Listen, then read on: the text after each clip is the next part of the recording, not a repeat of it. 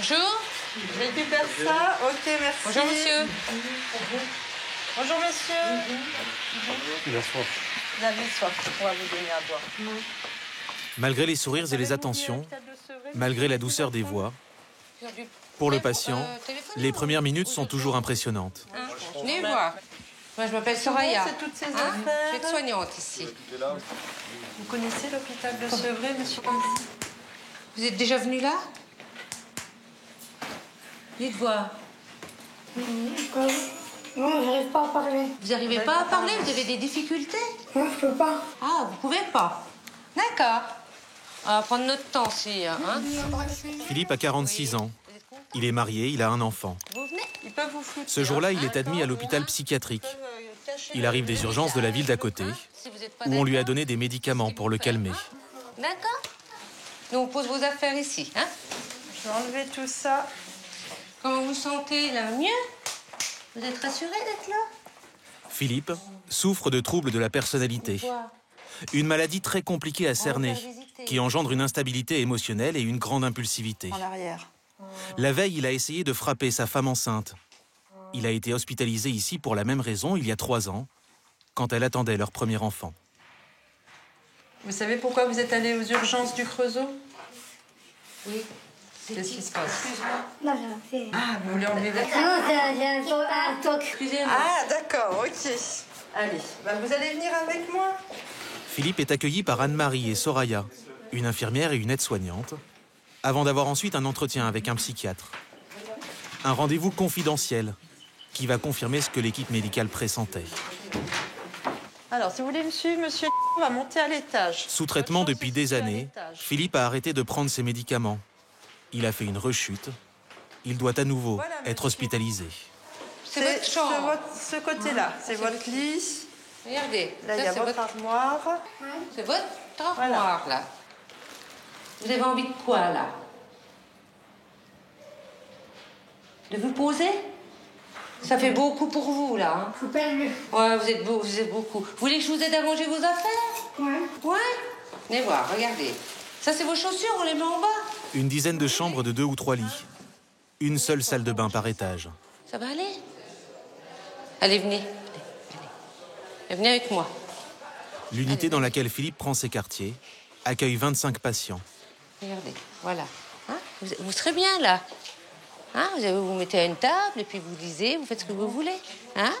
D'accord? C'est un bâtiment fermé à clé, que les malades ne peuvent pas quitter sans autorisation. Vous avez des questions? Non. Non? Ça va aller? Pas trop, non. Non. Qu'est-ce qu'on peut faire pour vous avoir... Vous allez prendre votre traitement, là, ça va vous faire du bien, non? Maintenant? Ouais. C'est là, le traitement. On va vous le donner, d'accord? Totalement déboussolé, Philippe va rejoindre la queue des patients qui attendent leurs médicaments. Pour le moment, impossible de savoir combien de temps il va rester ici.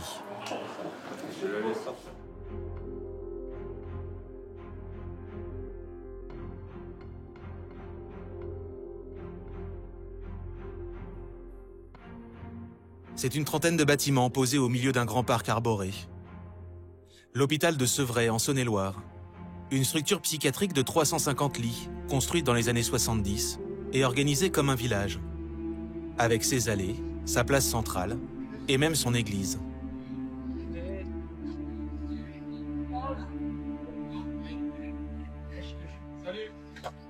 Chaque bâtiment est un pavillon, avec une vingtaine de malades. Certains sont ouverts, on peut y entrer et en sortir comme on veut. D'autres sont fermés. Seuls les infirmiers et les médecins en détiennent les clés.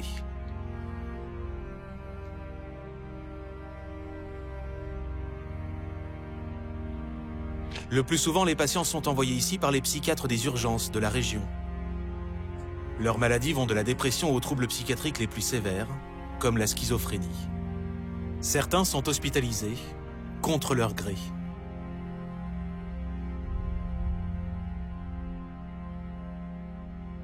Jordan, il est 7 heures. Monsieur... Bonjour. Il est 7 heures. Hein? Au pavillon Bengali, les patients se lèvent à 7 heures. Bonjour, monsieur. Bonjour, il est 7 heures. Je vais vous réveiller. Hein? C'est Jean-Baptiste, un infirmier de 32 ans, qui s'occupe du réveil. Vous réveiller? Hop. Je remonte un peu le store, d'accord? Hein? Ok? Ça va? Ouais. Allez, c'est parti. La journée commence par la distribution de médicaments. De rien. Il y en a 3 par jour, une avant chaque repas. Tenez. Merci. Bengali est un pavillon d'admission. Les patients ne sont là que depuis quelques jours ou quelques semaines. Ils sont donc toujours en phase aiguë de leur maladie. Et souvent très instables. Vous voulez un peu plus d'eau? Non, ça va aller, Non, mais je c'est vais bon. prendre en transport. Ok. Le but des médicaments, c'est de les stabiliser. Ok. Ce sont surtout des anxiolytiques et des antipsychotiques, avec parfois des dosages très importants. Bah, c'est tout bon. Ils seront réduits au fur et à mesure de l'amélioration de l'état de santé des patients. Tonio. Ouais, un petit poisson magique, là. Il est dégoûtant. Un petit poisson magique. Comme ça va? C'est bon. C'est bon? Ça résout pas tout, mais bon, ça aide un peu, quoi. Ah, c'est bien de le reconnaître. Merci, aubergiste. Allez, à tout à l'heure.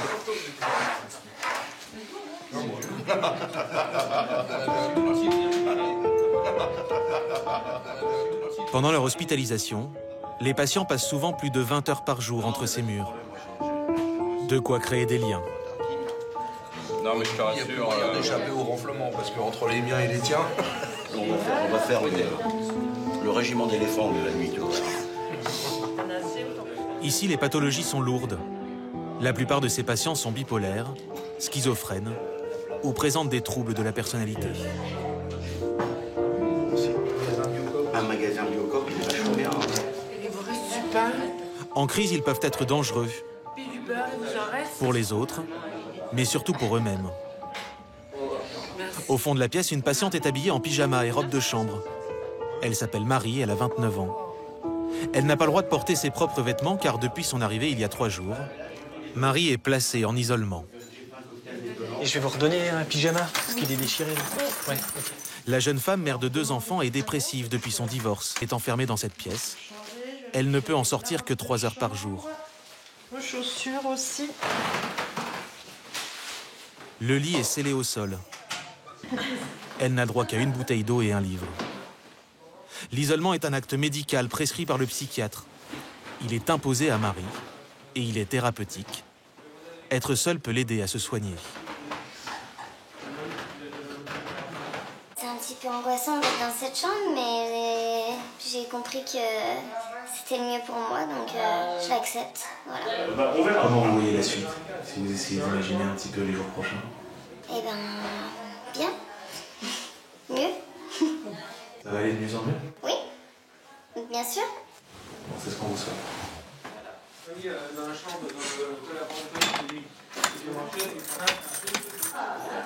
Pourtant, 15 minutes plus tard, un des patients vient voir Jean-Baptiste, l'infirmier. Ouais, parce que ça fait 3 fois que je l'entends taper, donc je me dis, D'accord. je vais aller prévenir les infirmiers. Ok. Elle a un drôle d'air, allez vite. Oui.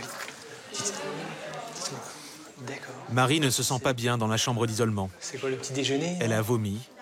Elle est très angoissée. On va prendre quand même la température. Parce que... Ok. 36,6. Non, c'est bon. Pas de température. 18 de Oxapac.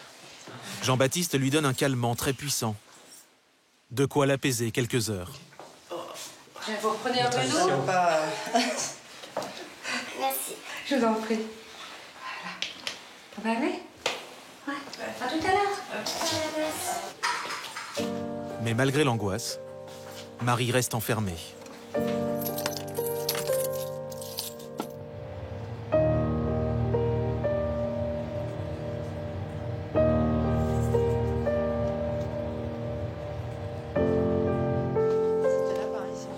Les psychiatres sont les seuls médecins à pouvoir hospitaliser un malade contre son gré.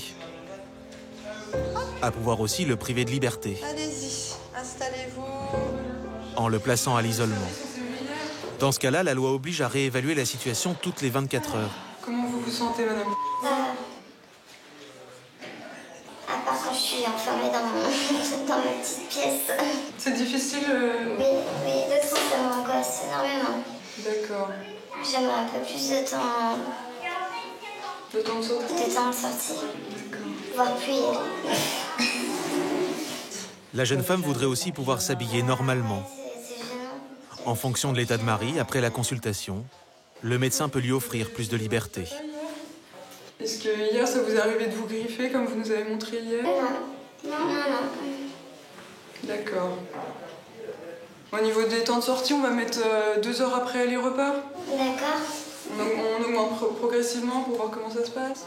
Super. Ouais, Voilà. ça. Ok, pas de soucis. Allez, pyjama. Marie a aussi eu gain de cause sur les habits. Une petite victoire, une façon de se dire qu'elle va un peu mieux. Alors après, à tout moment, dans la journée, si vous vous sentez angoissé, vous pouvez retourner en chambre. Hein. Ça sera pas... D'accord. Ça va aller. Et un bonheur partagé par les autres malades, qui applaudissent la jeune femme une fois changée.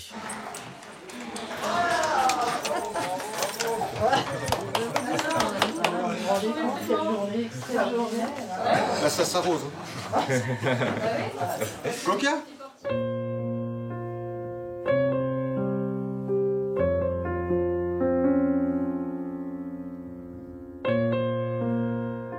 Ce jour-là, dans ce pavillon, 50% des patients sont hospitalisés sous contrainte, contre leur volonté.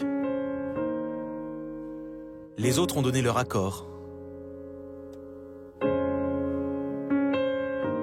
David, un ingénieur de 40 ans, a même demandé à venir. Parce qu'il craignait de faire du mal à ses enfants.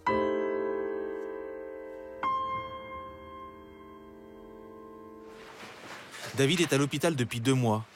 Lui est dans une chambre classique, qui ne ferme pas à clé, et qu'il partage avec un autre patient. À l'intérieur de son placard, quelques objets personnels, des photos et des dessins de ses 2 enfants. Il prend de leurs nouvelles tous les jours. Ils ont intégré que papa est malade, il ne peut pas s'occuper d'eux, mais quand il va rentrer de l'hôpital, il ira mieux, etc. Donc bon, ils ont un petit peu du mal. Je sens qu'ils sont tristes. Bah là, c'est des photos qui ont été prises au début de mon hospitalisation ici, et c'est vrai qu'ils n'étaient pas très heureux à ce moment-là. David est depuis longtemps dépressif, mais il est ici parce qu'il a de temps en temps des pulsions qu'il a du mal à contenir, et pendant lesquelles il se voit faire du mal à sa famille. Il veut comprendre ce qui lui arrive et apprendre à gérer son comportement. Il va encore passer plusieurs semaines à l'hôpital car pour le moment, personne ne sait ce qu'il a. Comme il a un QI élevé, les psychiatres pensent à un syndrome d'Asperger, une forme d'autisme. Mais le diagnostic est difficile à confirmer. Il y a du monde. Alors en attendant une réponse, David s'occupe. Là, l'équipe. Bonjour. À l'intérieur de l'hôpital, une dizaine d'ateliers différents permettent aux patients d'avoir chaque jour une activité. Sport, musique, peinture, ou pour David aujourd'hui, ébénisterie. Ça, vous enlevez, et puis vous commencez à amorcer avec le coupoir. Depuis le début de son séjour ici, il confectionne un jeu d'échecs.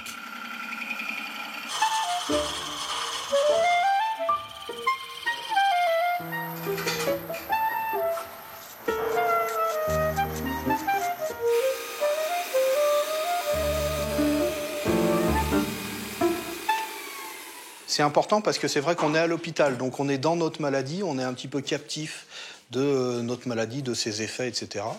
Et là, bon, pendant 2 heures sur une pièce de bois, on est complètement concentré sur sa pièce et on oublie la maladie.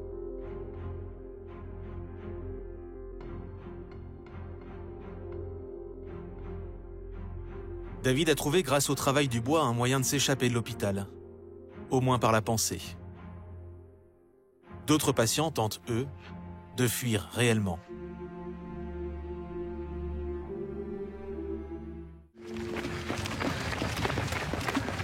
Jean-Baptiste vient d'être appelé par une collègue infirmière. Un des patients est sorti sans autorisation de son pavillon. Tu l'as vu? Il a ses 2 sacs. Donc il est peut-être dans le parc alors? C'est ça? Tu crois qu'il est pas partout? Non, j'ai demandé au standard, elle l'a pas vu passer parce que moi, quand je t'ai appelé, il venait juste de me dire qu'il allait prendre le bus avec ses 2 sacs, à mon avis, il m'a tué. Il t'a été voir par là-bas? Non. Le patient s'appelle Marcel. Il a pris C'est un schizophrène de 60 ans, hospitalisé sous contrainte. Si un patient s'échappe et qu'il commet un crime ou un délit, on ne peut pas le laisser partir comme ça. La responsabilité de l'hôpital peut être engagée.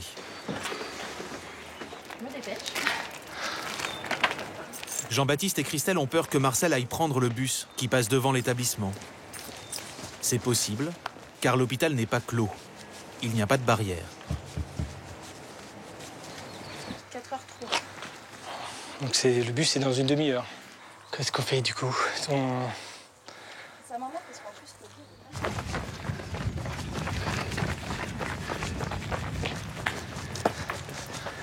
Bon, Marcel.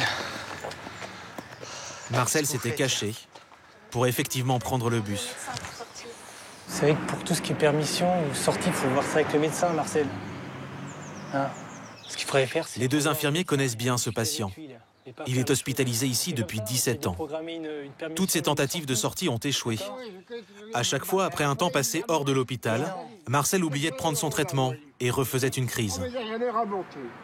Vous êtes sous notre responsabilité, on ne peut pas vous laisser partir comme ça, il faut des accords. Des accords de merde, donc. Vous voulez vous faire crever dans l'hôpital, à rien manger, à manger dégueulasse, à pas boire de l'eau potable.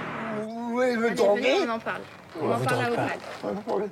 Allez, Marcel. J'ai que le droit de crever. Alors, crever pour crever, j'ai mis une balle dans la tête. Mais non, faut pas Voilà. dire ça, Marcel. J'ai mis une balle dans la tête. Crever pour crever, j'ai mis C'est une parce balle que dans vous la êtes tête. énervé, là. Allez, vous venez avec nous, Marcel. Crever pour crever, j'ai mis une balle dans Marcel, la allez. tête. Excuse sur moi. Voilà. Calmement, les infirmiers vont tenter de le convaincre de retourner dans son pavillon.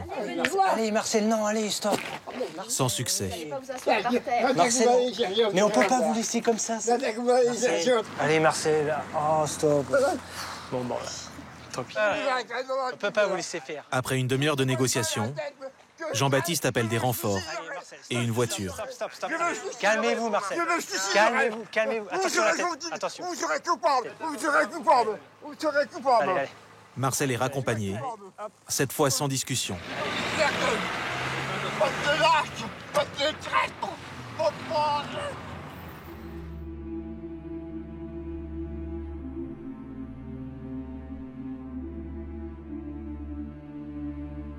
Comme Marcel, beaucoup de patients du centre sont là depuis plusieurs années. Souvent ceux atteints des pathologies les plus lourdes et les plus difficiles à stabiliser.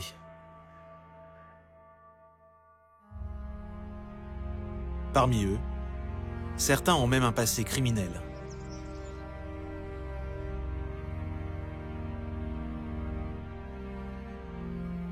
Maxime a 33 ans, il est schizophrène. Il est hospitalisé sous contrainte depuis 4 ans.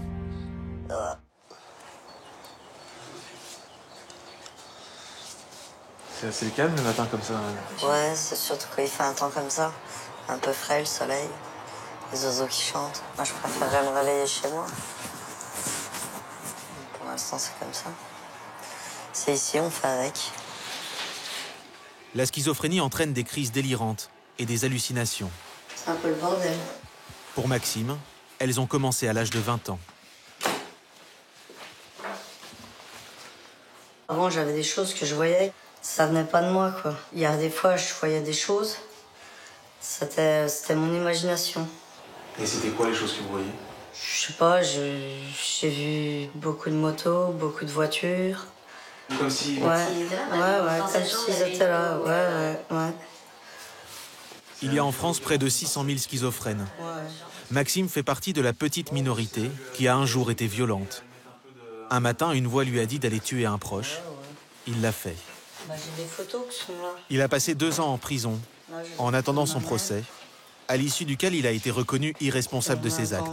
Mon grand-père, mon frère, Depuis, une partie de sa famille ne lui parle plus. mon beau-père, moi, ma maman. Mon père, il me cause plus. Pourquoi? Par rapport à ce que j'ai fait. Dès le départ, il a arrêté de vous parler. Ouais. En fait, ouais, je sais pas, ouais. Je pense qu'il m'en veut. Mais je sais pas, j'espère le revoir un jour, quoi. J'aimerais bien qu'ils voient. Voilà, si un jour j'ai des enfants, j'aimerais bien qu'ils les voient, par exemple. D'autres proches sont restés. Sa mère et son beau-père l'ont toujours soutenu. Bonjour. Ils l'accompagnent dans sa maladie. Salut. Ça va? Ça va. Salut maman. Bonjour. Ça va? Ouais, et toi? Ça va. Isabelle et Thierry habitent à plusieurs centaines de kilomètres, mais ils lui rendent visite à l'hôpital une fois par mois. Quand il fait beau, ils se baladent dans le parc. Là, j'ai retrouvé un petit veau dans la pelouse. Un petit veau. Ouais. Il s'est sauvé du pré. Ah ouais, il était passé sous le grillage. Isabelle, la mère de Maxime, a toujours été en première ligne de la maladie de son fils. Depuis sa première crise, il y a 13 ans, quand Maxime est parti sans raison saccager un bâtiment dans le nord de la France. Ce jour-là, Isabelle a pour la première fois entendu le diagnostic. Bizarrement, tu parles à 3 kilos. Je suis tombée sur une psychiatre. Elle m'a dit, votre fils est schizophrène. J'y comprenais plus rien. C'est Mémel qui m'a rempli mes papiers, j'étais incapable. Je voulais pas trop y croire, on se voile la face parce qu'on se dit non, il est pas schizophrène. C'est autre chose, mais pas la schizophrénie. Entre ses 20 et ses 27 ans, Maxime a fait 5 séjours en hôpitaux psychiatriques. Rechute, je prends plus mes traitements. À chaque fois, c'est sa mère qui signait les papiers pour l'hospitaliser de force. J'imagine que c'est très difficile pour une maman de demander à ce que son enfant soit hospitalisé. Bah, c'est très très dur. Qu'est-ce que vous ressentiez à ce moment-là? Un soulagement, parce que je me dis, là, en sécurité, risque rien. Mais après, on culpabilise parce qu'on se dit, c'est peut-être de ma faute. Pendant un moment, je dormais schizophrène, je mangeais schizophrène, je vivais schizophrène, c'était affreux. Heureusement qu'ils sont là, sinon je sais pas où je serais à l'heure d'aujourd'hui, quoi. Je sais que je peux compter sur eux, je sais que voilà, ils me soutiennent. Et l'amour d'une mère, je pense qu'un fils, c'est vachement important.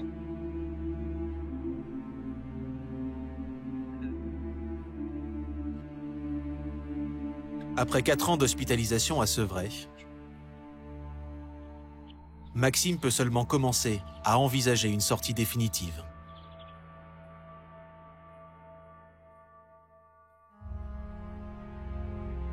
Il vit avec 14 autres patients dans un pavillon spécifique du centre. Un pavillon de réhabilitation.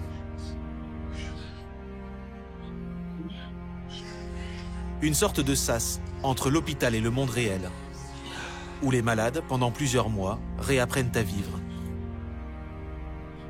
Ce sont surtout des schizophrènes, déconnectés depuis plusieurs années du monde extérieur. Pour intégrer le pavillon, il faut être volontaire et stabilisé, c'est-à-dire être au bon dosage de médicaments, celui qui permet de ne plus faire de crise. En parallèle du traitement, allez, on y va. Les patients du pavillon participent tous les jours à des ateliers sur des situations de la vie quotidienne. Vous êtes prêts? La schizophrénie est une maladie très invalidante. En plus des hallucinations, elle rend paranoïaque, replié sur soi-même et en décalage avec le monde extérieur. Michael se promène avec Jo lors d'une journée ensoleillée. Michael s'inquiète un moment car une forme humaine et noire semble le suivre sur le sol. Michael s'en inquiète auprès de Jo qui lui dit « Mais non, c'est ton ombre ».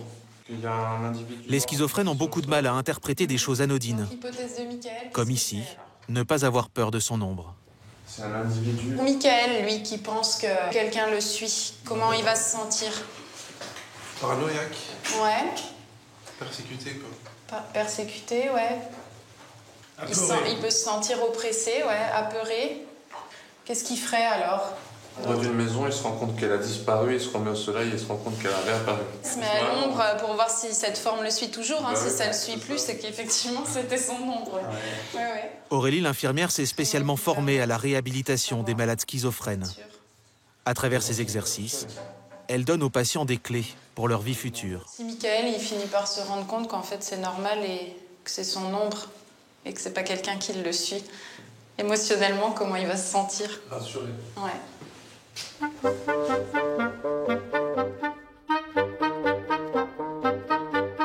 Les malades sont évalués toutes les semaines.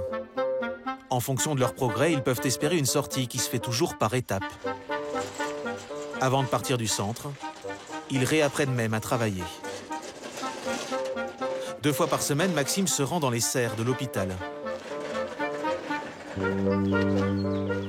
Alors, les tomates. Alors, c'est les mêmes godets qui sont dehors dans le coin. Ouais. Avec 7 autres malades, encadrés par des infirmiers, il se forme à l'horticulture. Un exercice thérapeutique qui les oblige à prendre soin des plantes, à se concentrer et à travailler en groupe. Donc, attention, 3 sortes de courgettes, d'accord? Il y a courgette jaune, courgette verte et courgette ronde. Donc, il faudra bien regarder les étiquettes. Donc, chaque rang se loge comme ça. Ouais. Autant de tâches d'ordinaire très dures pour les schizophrènes. Voilà, vas-y. Ils font la gueule. Hein.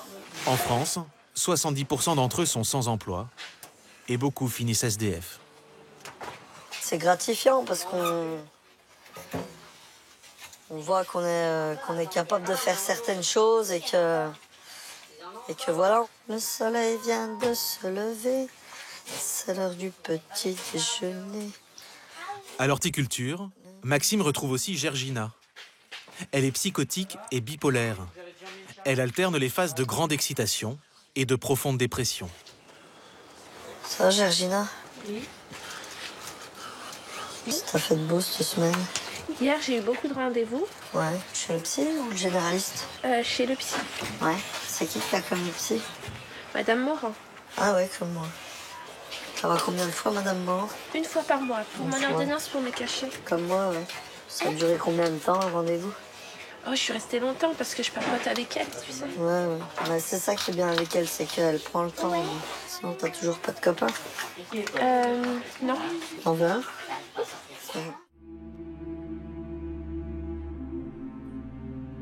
Maxime a de bonnes évaluations.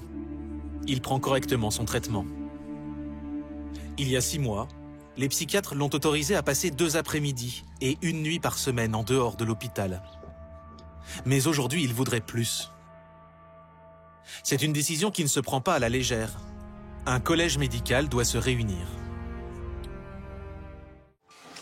Ils sont toujours des moments intéressants. Oui. Aujourd'hui, pour discuter du cas de Maxime, sa psychiatre habituelle, alors, bien sûr, c'est... une collègue d'un autre pavillon et une infirmière. Je pense qu'il est dans une bonne dynamique, effectivement. Je l'ai trouvé plus à l'aise. Oui. Toujours, c'est vrai, je trouve dans un souci de normalité. Et d'autant plus que... Maxime a demandé à pouvoir passer 4 jours par semaine en dehors de l'hôpital. Le temps est La décision doit être prise à l'unanimité. C'est les beaux jours, donc il peut prendre la moto, aller à la pêche, aller faire des choses que... quand ça va être la rentrée, l'hiver et tout ça, il va y avoir moins d'activités possibles à l'extérieur. Donc c'est là qu'il risque de se retrouver face à la solitude et comment il va gérer ça. La pathologie est quand même bien équilibrée maintenant. Et on sent que ça se joue sur le plan de l'alliance et de la poursuite du soin, même quand on va bien, quoi.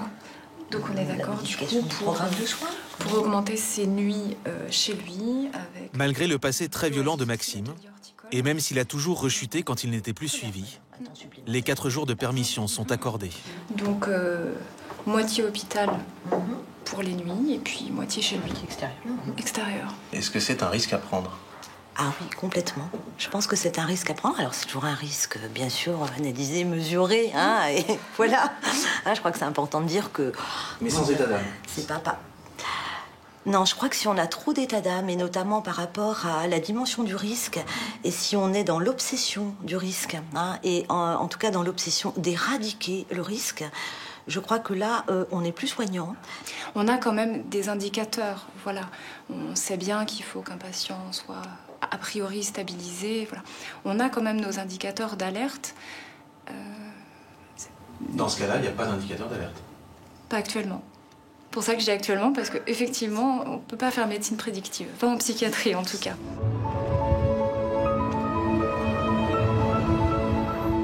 Quand il a eu ses premières autorisations de sortie, Maxime a loué un appartement dans un village, à 20 km de l'hôpital. Elle est grasse, la voiture.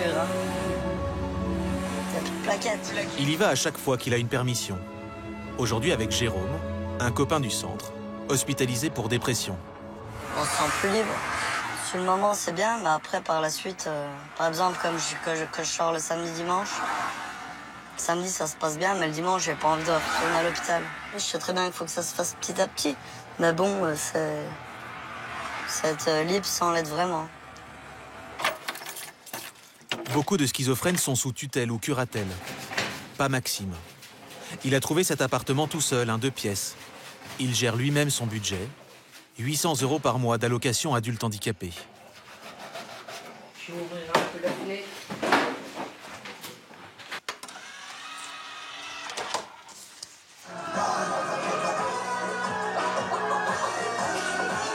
Tant que Maxime prend son traitement et qu'il évite les émotions fortes, il n'y a pas de raison qu'il refasse une crise délirante.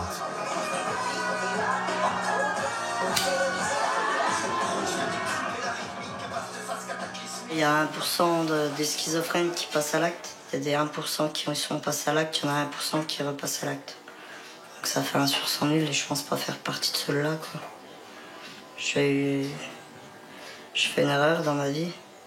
Je fais de la prison, le temps de mon instruction. Après, ça fait 5 ans de ma vie qui sont un petit peu mis de côté. Et voilà, maintenant j'ai envie d'en profiter pleinement et voilà, quoi.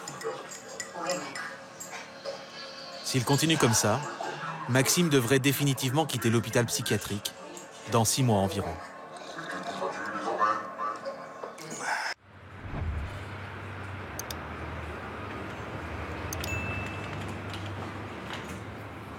Ici, c'est la cuisine.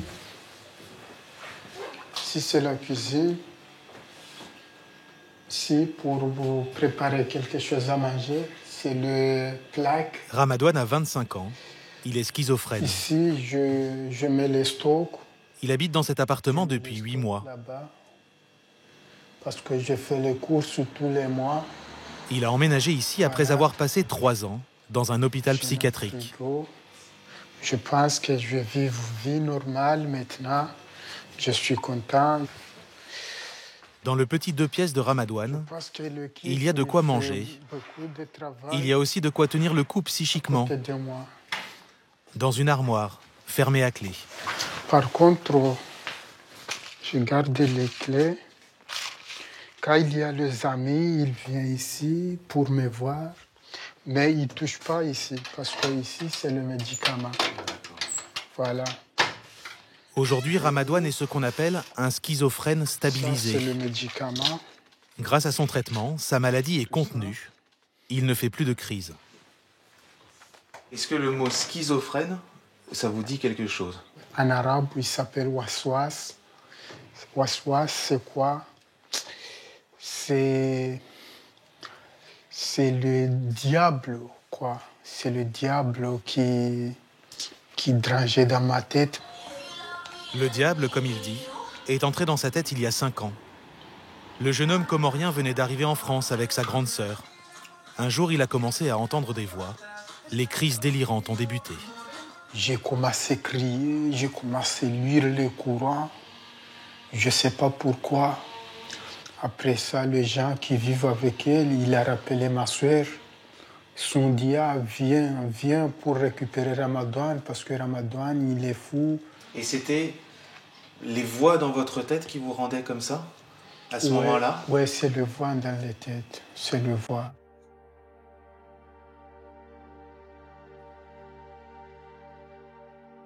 Après cette crise, Ramadouane a été hospitalisé sous contrainte une première fois, plusieurs mois. Puis 2 autres fois quand les hallucinations sont revenues parce qu'il oubliait de prendre son traitement. Sur 5 années en France, il en a passé 4 entre les murs d'un service de psychiatrie. Aujourd'hui, il a un titre de séjour. Il bénéficie de l'allocation adulte handicapé, 900 € par mois. Il est stabilisé, mais il est très contrôlé.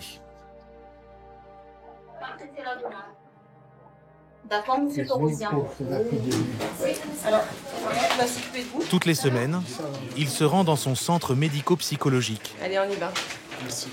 Pour récupérer son traitement et remplir son pilulier. Installez-vous. Marion, infirmière psychiatrique, en profite pour vérifier qu'il prend bien ses médicaments. Ça, c'est lequel, ça? Ça, un petit cuir, si besoin. Ok. Ça, c'est le Zoloft, si besoin aussi. En si besoin, c'est le Zopiclone, c'est pour dormir? Ouais, c'est pour dormir. Vous l'avez pas pris? Non. Ça veut dire que Je dors bien. Vous dormez bien en ce moment? J'arrive, ouais. D'accord. Les voix, c'est comment là en ce moment? Les voix? Ouais. Hier, j'entends un peu. D'accord. Mais je pense que ça va. J'ai dormi, j'ai debout. C'est bon. Ok. Nickel. Parce que la dernière fois, vous me disiez qu'elles étaient quand même assez présentes. Quand je fais un peu de retard, je peux manger le médicament.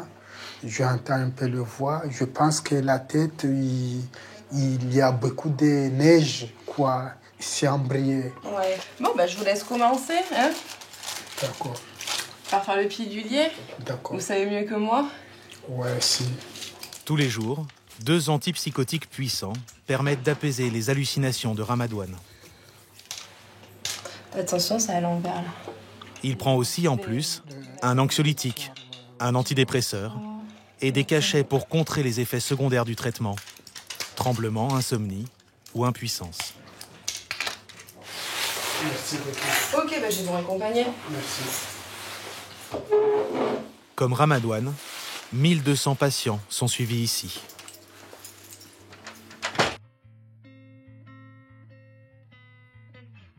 C'est un bâtiment anonyme en plein cœur de Marseille, où chaque jour on accueille les âmes en peine, les consciences torturées, les esprits divagants. Les centres médico-psychologiques ou CMP ont été créés dans les années 70 pour suivre et accompagner les patients à leur sortie de l'hôpital psychiatrique. Il en existe 2000 en France. CMP Belle de Mai, bonjour. Ici, il n'y a pas de lit. Oui. Entre ces murs, des consultations, prises sur rendez-vous, et toutes gratuites. Donc, et votre maman aussi est tranquillisée? Elle est tranquillisée, oui, tout à fait. Les maladies traitées vont de la dépression aux troubles psychotiques les plus sévères, schizophrénie ou bipolarité. Pour ces derniers, l'objectif est simple: éviter à tout prix que le patient ne refasse une crise et ne retourne à l'hôpital.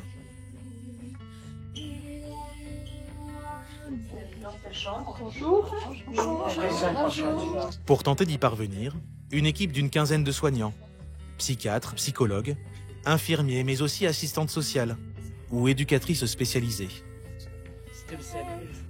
Ils diagnostiquent, ils prescrivent, ils écoutent des patients parfois dans le déni. Les autres, c'est autre chose, ils sont malades. Enfin, vous voyez, ça se voit, ils sont malades. Moi, c'est pas mon cas, moi, je suis pas malade. Chaque jour aussi, ils surveillent.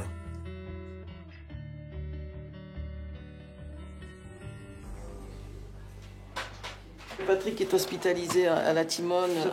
Ouais, il s'est pété le fémur. Ils n'arrivent pas à comprendre comment il s'est pété le fémur puisqu'il raconte une histoire différente à chaque intervenant. Il fout le bordel. Quand il y a une inquiétude sur un patient, c'est souvent Marielle, la première au courant. Un petit Xanax, je sais pas quoi. Donc Alex, l'infirmier, leur a dit non, ça c'est du pipi de chat, vous pouvez augmenter. À 54 ans, cette éducatrice spécialisée travaille ici depuis 15 ans. Elle connaît quasiment tous les patients. Des signalements de patients. Agnès, elle dit qu'il fout le bordel. Ce matin, il faut gérer l'agitation d'un schizophrène, hospitalisé aux urgences. Dans le même temps, un autre homme, lui aussi schizophrène, est apparemment en crise chez lui. Le propriétaire de son appartement a appelé sa famille, qui a ensuite téléphoné au CMP. Ah, vous êtes la maman? La nièce.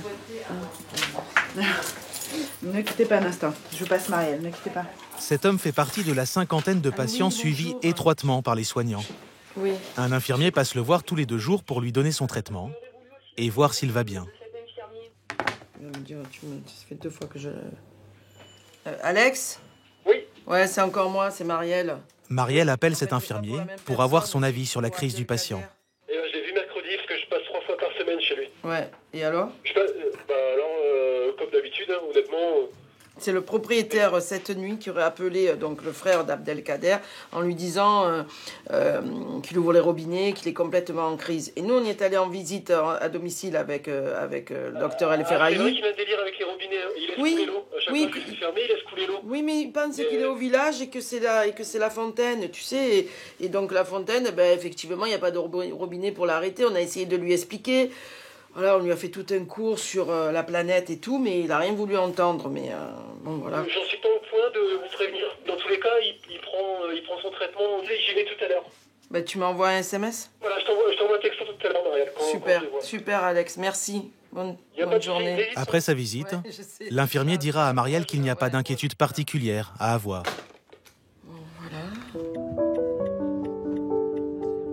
Maintenir le lien avec les malades, c'est le principal défi des soignants du CMP. Quitte à aller toquer à leur porte quand ils n'ont plus de nouvelles. Bonjour, oui. Vous l'avez vu, monsieur? Vous l'avez vu, monsieur Gay? Hein? Monsieur Gay, vous Non, l'avez je vu? l'ai pas vu. Vous l'avez vu quand la dernière fois? C'est mieux. Vous n'avez pas fait attention? Oh, ben on va monter voir.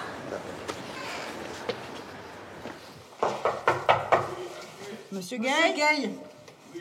C'est Pascal et Stéphanie. On peut rentrer? Pascal et Stéphanie, psychologues et infirmières, Bonjour, monsieur Gay. n'ont pas vu Boubacar depuis 2 mois. Comment allez-vous, monsieur Gay? Tant bien que mal. Tant bien que mal. Cet homme de 60 ans souffre d'une très forte dépression depuis plus de 10 ans.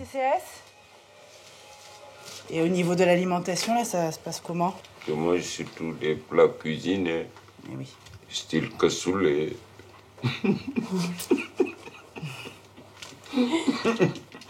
Voilà. Vous n'avez pas maigri depuis la dernière fois, c'est bien. Est-ce que vous voulez qu'on vous amène un matelas?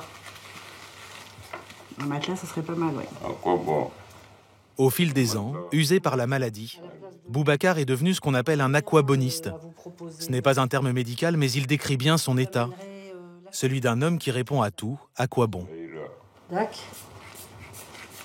Et vous avez revu le docteur Gallo? Non, à quoi bon? À quoi bon? Vous n'avez pas besoin. Boubacar travaillait comme ouvrier. En parallèle, ce passionné de littérature a obtenu une maîtrise de lettres modernes. Sa dépression l'a totalement coupé des autres. À part quelques voisins, il ne voit personne depuis des années. C'est pas du genre nostalgique, hein? Mais mes frères, ils sont au Sénégal. S'ils se retrouvent, ce sont maintenant des grands-mères.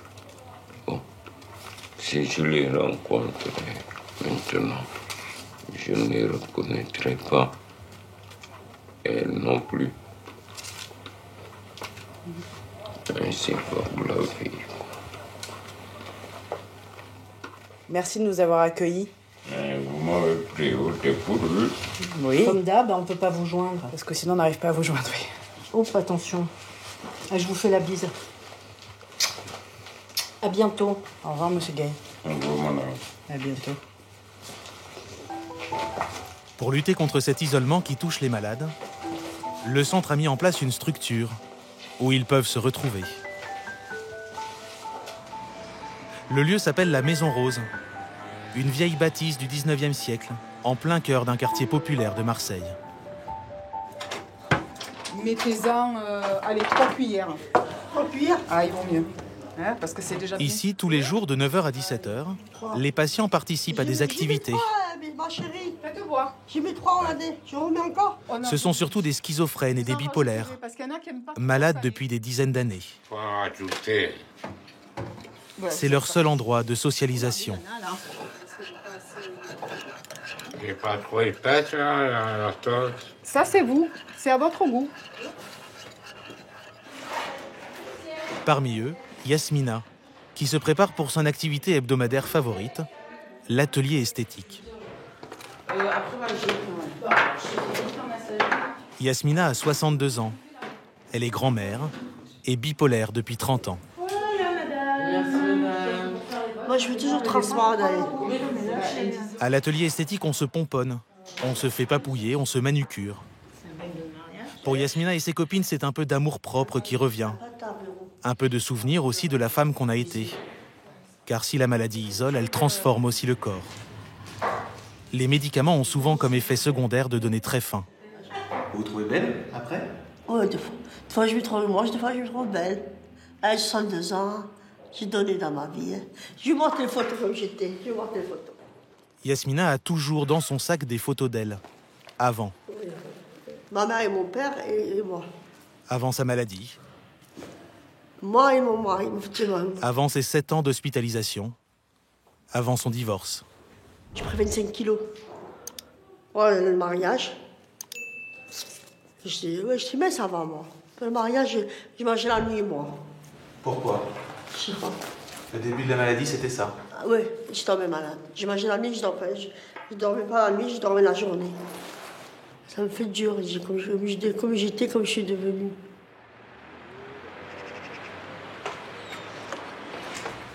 Yasmina habite seule dans cet appartement depuis près de 20 ans. Comme tous les bipolaires, autrefois appelés maniaco-dépressifs, elle alterne entre des phases de grande dépression et de grande excitation. Je vais chercher la baguette, moi. Vous voulez du café? Non, merci, c'est bon. Vous voulez du café? Non, merci. Vous voulez que le charbon de près? Non, c'est bon, merci, rien du tout. D'accord. Pour la plupart des patients psychotiques, la gestion du quotidien est très compliquée. Vous voulez pas du café? Les malades n'ont plus conscience de la réalité. Ils ont beaucoup de mal à faire les courses, le ménage, ou même à se laver. Vous voulez pas du café? Non, merci. Moi, je suis bien ici, tranquille, chez moi. Là, c'est ma merde.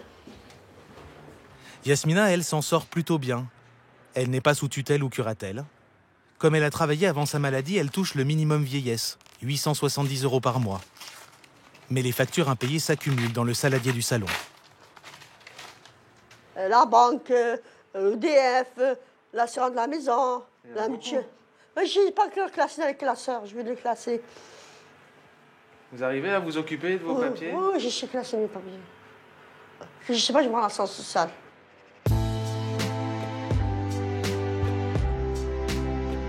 En plein cœur de Marseille, le 3e arrondissement est le quartier le plus pauvre de France. 30% de chômage, 1 habitant sur 2 vivant en dessous du seuil de pauvreté. Au CMP La Belle de Mai, maladie mentale et misère sociale sont intimement liées. Toufik, un des psychiatres du centre, vient d'en avoir un exemple. La veille, un des patients est devenu agressif. Il a arraché ce radiateur. Il s'est énervé par rapport à ça. Une situation sociale. Il s'est énervé et du coup, voilà, donc en sortant, il a arraché ça, voilà. Mais bon, après ça arrive, oui, c'est rare. Le patient, bipolaire, a fait une crise après un refus de la préfecture de lui accorder un certificat d'étranger malade. Alors qu'ils n'y peuvent rien, il a accusé son psychiatre et son assistante sociale. Juste, je voulais savoir un peu, qu'on fasse le point sur ce qui s'est passé hier avec le radiateur arraché. Je l'ai vu en passant. Ce type d'incident arrive moins d'une dizaine de fois par an. L'équipe réunie autour de la chef de service, Dolores Torres, sait qu'elle ne doit pas les laisser passer sans réagir. Voilà, il t'a pas levé la main non, dessus? Non, il m'a pas... Après, il est parti. Non, heureusement, je vois. Qu'est-ce que tu fais? Alors, ce que je vais faire... Plainte, oui, je vais porter plainte. J'ai au commissariat. Parce que quand même, il m'a dit que il menace les assistantes sociales. Il m'a dit, tu vas voir, dans une quinzaine de jours, je ne vais pas attendre jusqu'au mois de juin, mais dans une quinzaine de jours, je vais revenir. Et tu vas voir ce que je vais faire ici. Donc, avec cette plainte, Toufik espère que l'homme se calmera et ne mettra pas ses menaces à exécution. Ok. Pour éviter d'en arriver à ces extrêmes, les soignants du CMP tentent le plus tôt possible et par tous les moyens d'améliorer le quotidien des patients. Ça passe d'abord par un logement décent.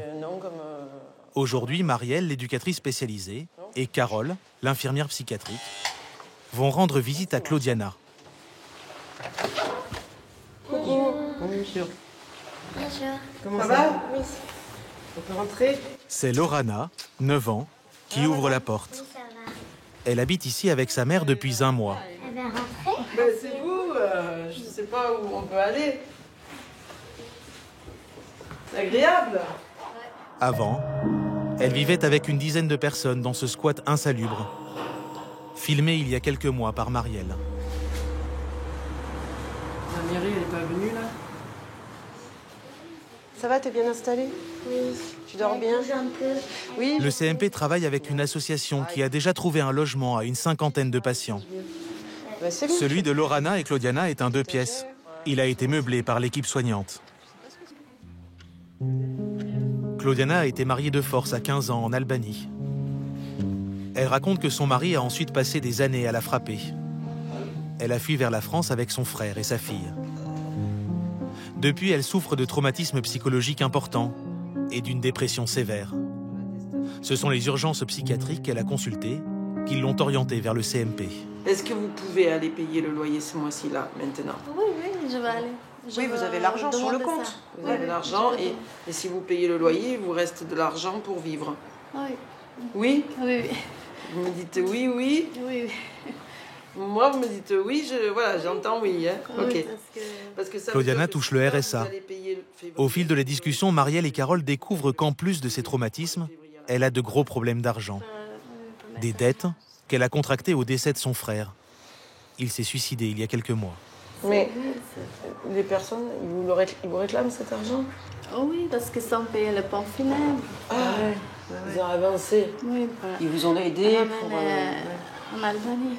Donc, pas ici? Non, pas ici. Faut nous en parler, parce que des problèmes d'argent, ça prend... Oui, ça prend. Parce que nous, ça nous aide à comprendre pourquoi vous êtes un petit peu angoissée, comme ça, un petit peu... Après, maintenant, je comprends. Ouais, il y a eu le décès de votre frère. Après, il a fallu payer les pompes funèbres. Ça a été vite. Il faut payer l'hôtel. Faut payer... On vous a aidé. Vous avez pallié au plus vite. Et maintenant, il faut rembourser tout ça. Et c'est compliqué. Oui, ouais. c'est un peu... Ouais. Bah ouais, c'est sûr, c'est difficile, Claudiana. Vous portez ça toute seule. Ben ouais. Soigner la mère, mais aussi aider la fille. Marielle et Carole pensent que Lorana, témoin des violences de son père, a elle aussi été perturbée. Elle souhaite l'orienter vers un pédopsychologue. Mais à Marseille, pour avoir rendez-vous, il faut attendre 2 ans.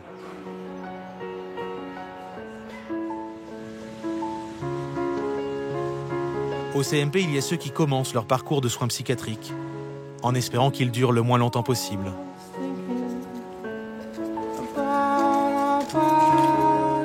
Et puis, il y a ceux qui se sont habitués à vivre avec la maladie.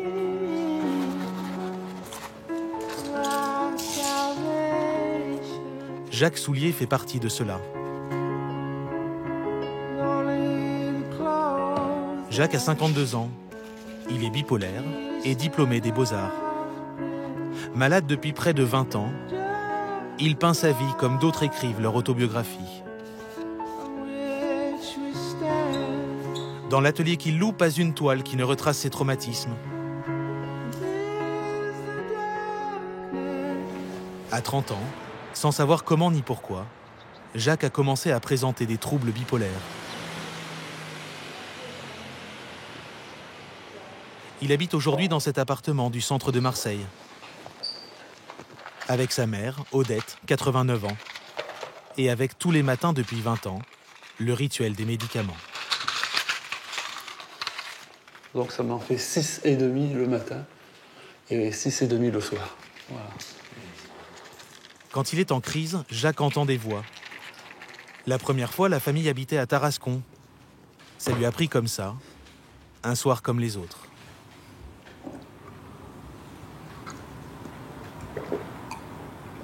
Il est parti par Tarascon, je me courais après presque toute la nuit. Et puis on est rentré à la maison, j'ai vite fermé la porte à clé parce qu'il voulait repartir et tout.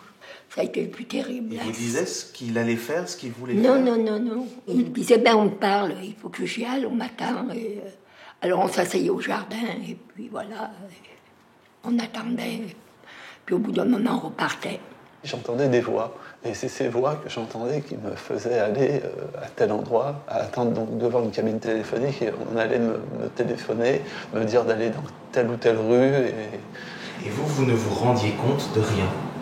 Ça passait, non. Ça passait, je ne me rendais pas compte, effectivement, elles étaient en moi, ces voix, comment dire, je les acceptais parce que, oui, je les acceptais. Je souhaite à personne, vous voyez.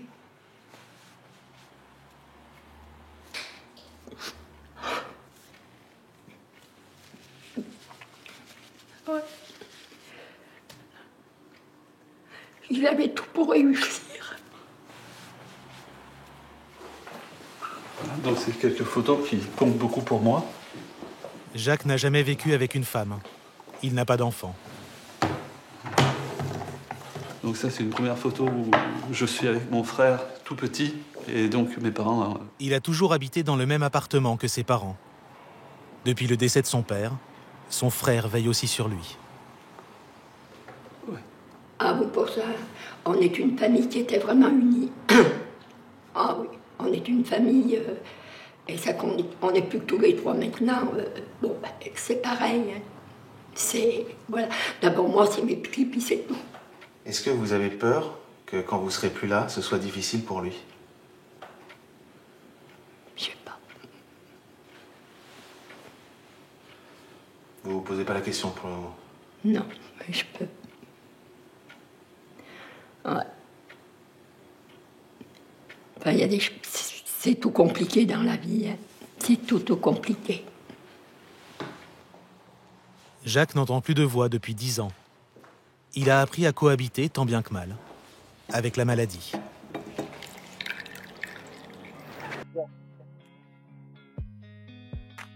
Pour Ramadouane, le schizophrène de 25 ans, le chemin est encore long.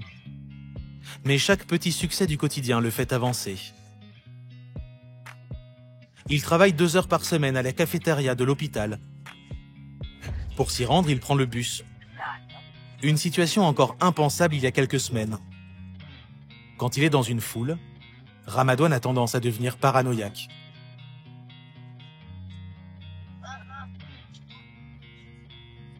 Il y a temps, je pense que les gens ils parlaient à moi, mais c'est pas tout le temps. Mais maintenant, je sentais bien, j'en ai pas de soucis, j'en ai pas des angoisses, j'en ai pas de mauvaises idées. À l'hôpital psychiatrique, chaque mercredi, Ramadouane retrouve les camarades, les allées, les bâtiments de ses années d'hospitalisation. Ça va? Bonjour. Ça va. Combien de temps vous êtes resté ici? 3 ans. Quand il est sorti, les soignants lui ont proposé un petit job de serveur. L'occasion de gagner un peu d'argent, 9 € par semaine, qui s'ajoute à son allocation adulte handicapé. Bonjour. Un café? D'accord. Cela peut paraître anodin, mais pour Ramadouane, prendre une commande, servir un café ou rendre la monnaie, c'est une petite victoire. Merci. La schizophrénie empêche souvent la réalisation d'actions aussi simples que celle-là. Vous voulez un café? Combien? 90.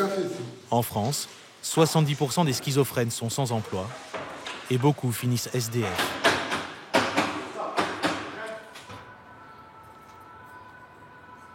Avec son travail, son traitement et son logement, Ramadouane semble sur la bonne voie. Mais son équilibre reste précaire. Bonjour. Venez. Si son état venait à se dégrader, il pourrait être réhospitalisé. Entrez, asseyez-vous. C'est Dolores Torres, sa psychiatre, qui au CMP évalue chaque mois sa situation. Est-ce que vous avez encore des phénomènes dans la tête qui vous gênent? Pour comprendre un peu ce qu'on vous explique ou quand vous discutez avec les gens, est-ce qu'il y a encore des choses dans la tête qui vous gênent? Ouais, de temps en temps, ils viennent, nous gênent beaucoup. C'est les voix qui reviennent encore? Ouais, c'est les voix. Bon, la maladie, elle est toujours là. Oui. Elle est toujours dans votre cerveau. Oui. Mais les médicaments et tout ce que vous faites, vous allez à la cafette, venir ici, tous ces efforts que vous faites pour rencontrer aussi des amis, tout ça, c'est bien parce que c'est la lutte contre la maladie. Et vous êtes actif dans cette lutte contre la maladie. Petit à petit, elle va encore reculer, cette maladie. Reculer, ou même peut-être un jour disparaître. Il est jeune, ça a été pris en charge assez tôt. Il a une marge de progression qui est énorme. Il n'a que 25 ans. Donc c'est vraiment... il y a de l'espoir. Ah oui, ah oui. Les voix, elles peuvent disparaître un jour. Oui, elles peuvent disparaître, oui. Absolument. Je pense que vraiment, les médicaments, les antipsychotiques agissent sur le cerveau qui, à un moment donné, vont pouvoir ce travail des médicaments et des antipsychotiques peuvent écarter ces circuits qui produisent ces symptômes. Et donc, à un moment donné, reprendre, on a vu des patients qui n'avaient plus de symptômes. Donc, c'est possible. Ces guérisons concerneraient 20% des schizophrènes. Au revoir, bonne journée. Merci. Depuis ce tournage, Ramadouane, lui, n'a pas refait de crise. Il n'est pas retourné à l'hôpital psychiatrique. 13e, donc c'est pas chez nous qu'il faudra... Vous avez de quoi noter, monsieur ?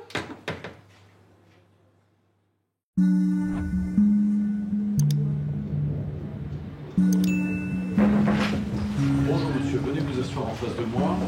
Je vais d'abord vérifier, monsieur, votre état civil. Donc vous êtes né le 13 juin 1970 à Clermont-Ferrand. Ouais. Monsieur, vous avez fait l'objet d'un arrêté du préfet du Puy-de-Dôme portant votre admission en soins psychiatriques sans votre consentement en date du 15 mars 2019. Jean-Christophe Riboulet est juge des libertés et de la détention. Vous vous en souvenez? Ouais. Oui. Aujourd'hui, il auditionne Karim, un schizophrène de 49 ans. Vous avez déjà été hospitalisé par le passé? Karim est hospitalisé en psychiatrie, contre sa volonté. Plusieurs fois. Est-ce que vous êtes en capacité de m'expliquer les raisons pour lesquelles vous avez été hospitalisé? Est-ce que vous le savez? Non, parce que j'avais mis le feu et... Ah, c'est ça, vous avez mis le feu. Est-ce que vous vous rendez compte du danger que ça fait courir de mettre le feu? Ouais. Vous avez mis le feu dans l'immeuble où vous étiez? Ouais. Oui. Il y a d'autres personnes qui habitent dans cet immeuble? Ouais. Vous avez pensé à elles? Non, ils étaient ailleurs. Ils étaient ailleurs? Non, j'étais ailleurs, moi. Ah, vous étiez ailleurs? Ouais. Ah, vous vous sentiez comment à ce moment-là? Karim est hospitalisé sur injonction du préfet de police. S'il n'était pas malade, il serait probablement en prison pour avoir mis le feu à son immeuble. Autour de la table avec le juge, le procureur de la République et l'avocate de Karim, commise d'office. Ce tribunal va décider s'il doit ou non rester à l'hôpital. Au moment où vous avez mis le feu, vous vous sentiez comment? Vous dites j'étais ailleurs, ça veut dire quoi? J'étais un peu angoissé. Je vous remercie, le procureur de la République. Oui, monsieur le juge, il m'apparaît évident, au vu des éléments médicaux qui nous sont fournis, il y a une persistance de ce danger, puisqu'il n'y a aucune conscience des risques qu'il a fait prendre à autrui. Donc aujourd'hui, je vais réitérer cette demande de maintien de l'hospitalisation sans consentement sous la forme d'une hospitalisation complète. Eh bien, je vous remercie. Monsieur, vous allez ressortir avec votre infirmier. Je vais prendre une décision et on se revoit dans un instant, monsieur. D'accord? En 20 ans, Karim a fait plus d'une dizaine de séjours en hôpital psychiatrique. Ouais, c'est ça. Vous serez bien, vous, en plus, là-bas. En plus, vous connaissez tout le monde. Franchement. À chaque sortie, après une période où ça va mieux, il oublie de prendre ses médicaments. Les crises délirantes recommencent. Aujourd'hui, j'ordonne le maintien de votre hospitalisation sans consentement, tout simplement parce que votre état nécessite des soins. Et des soins sans doute de longue durée.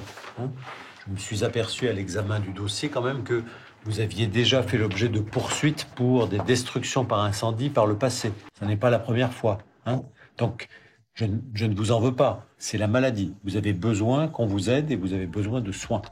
D'accord? D'où cette décision. Vous avez bien compris? 2 fois par semaine dans ce tribunal se jouent les destins de dizaines de malades, hospitalisés sous contrainte.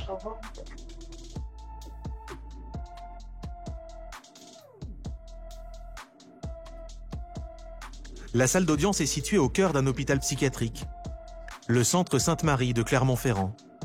300 malades, et parmi eux plus de 80 hospitalisés contre leur gré. J'écoutais que ça au Maroc. Que prodigie. Pendant 20 ans. Il m'a guéri, hein. J'étais vraiment atteint, hein. Quand je l'écoute, je suis guéri, je pense à Dieu. Ah ouais, hein. Des patients aux pathologies lourdes, pour la plupart schizophrènes ou bipolaires. C'est grand, hein. Entrez. Entrez. Ils sont arrivés en crise, envoyés par les urgences, les pompiers ou les policiers.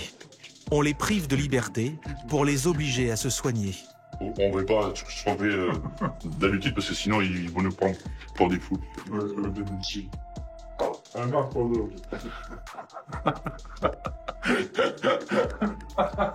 Depuis 2011, la loi encadre strictement ces hospitalisations. Au 12e jour des soins sans consentement, un juge doit voir chaque patient et s'assurer que la privation de liberté est bien justifiée, que les malades ne sont pas retenus abusivement. C'est occupé, je vous remercie beaucoup d'en passer dans une demi-heure. Merci à vous. Infiniment. Je vous remercie beaucoup, monsieur. Ou madame. Vous croyez où, là? C'est ma chambre, hein? C'était que moi, je voulais savoir pour le linge. Non, c'est parfait. Je vous remercie beaucoup. Je sais faire mon travail. Quand j'ai fini de me préparer, je sais où situe la corbeille à linge pour mettre dedans pour reprendre des affaires propres. J'ai besoin de personne pour faire ce que j'ai à faire. J'ai pas ni 15 ans, ni 10 ans. J'ai 42 ans à la fin de l'année. Je suis né le 4 octobre 77. Et je suis très conscient de ce que je fais. Comme je suis très conscient de ce que je dis actuellement. J'ai aussi ma ventoline. Eric est hospitalisé sous contrainte depuis 12 jours. Il voit le juge cet après-midi et espère bien sortir. C'est aussi important aussi pour moi d'avoir placé mes 3 enfants, qui me manquent beaucoup. Très fort, je pense. Il n'y a pas un jour que je passe pas. J'écoute beaucoup de musique aussi. Pour oublier. Pour passer le temps. J'ai emmené mes enceintes. Eric a été hospitalisé après avoir agressé des policiers. Lui aussi est ici sur injonction du préfet. J'adore cette musique. Il souffre de troubles de la personnalité qui le font changer d'humeur très rapidement. Je porte toujours de montre. À 10 secondes près par rapport à la petite aiguille, je suis quasiment pareil. Vous regardez souvent l'heure? Oui, je vois le temps que je passe ici. Je compte même les jours. Comme une sorte de prison. Enfin, c'est prison. Hein. Ça, c'est mes papiers. À cause de sa maladie, Eric a constamment le sentiment d'être persécuté. Il n'a pas conscience de ses problèmes et n'arrive pas à comprendre pourquoi il est ici. Ils veulent que je prenne leur traitement pour que je devienne un légume, comme certains patients d'ici. Est-ce que vous pensez que vous en avez besoin quand même? Non. Pourquoi vous pensez que vous en avez besoin? Non, je suis une personne qui est hyper active, mais j'ai pas besoin. Je peux me contrôler quand il faut me contrôler. Vous pensez que le psychiatre se trompe? Oui. Bon, ça va? Ouais.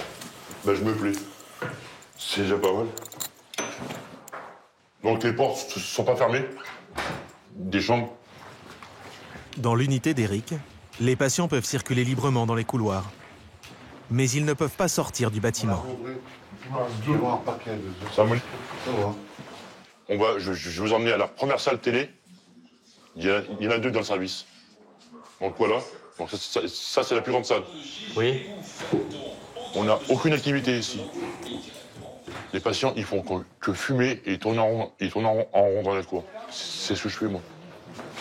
Pour seul rythme de vie, les repas. Ça va? T'as mangé déjà tout ton pain? Ouais. Et les prises de médicaments. Obligatoires. Merci.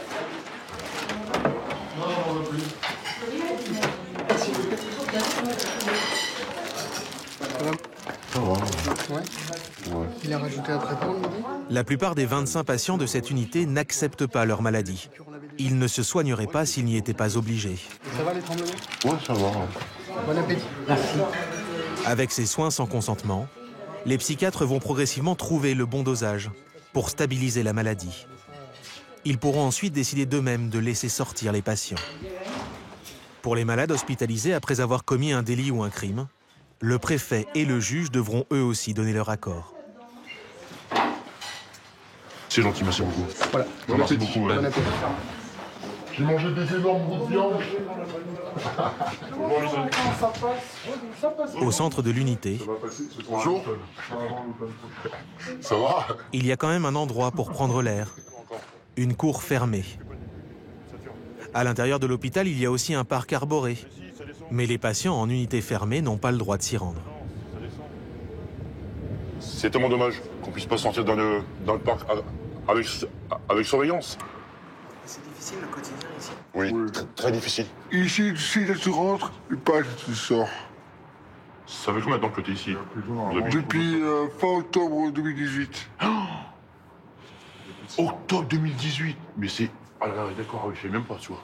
Mais il y a pire que ça, hein. Il y a des gens qui sont rentrés ici il y a 20 ans, qui sont encore là pendant 40 ans. Hein. Ben, il y a une madame Sarah, ça fait 7 ans qu'elle est ici.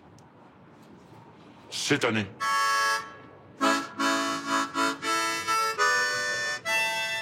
Je sais pas jouer, hein, je découvre l'harmonica.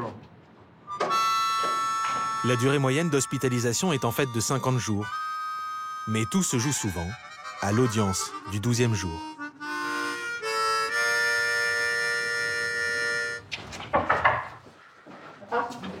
Vous venez avec moi? Oh là là là là. Qu'est-ce que je suis fatigué.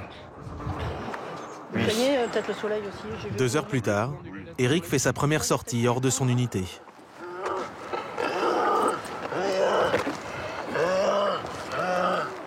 300 mètres de marche pour se rendre dans un autre bâtiment de l'hôpital, celui de la salle d'audience. » Dites-moi, hein, si vous voulez, on s'arrête ou c'est vraiment... Non.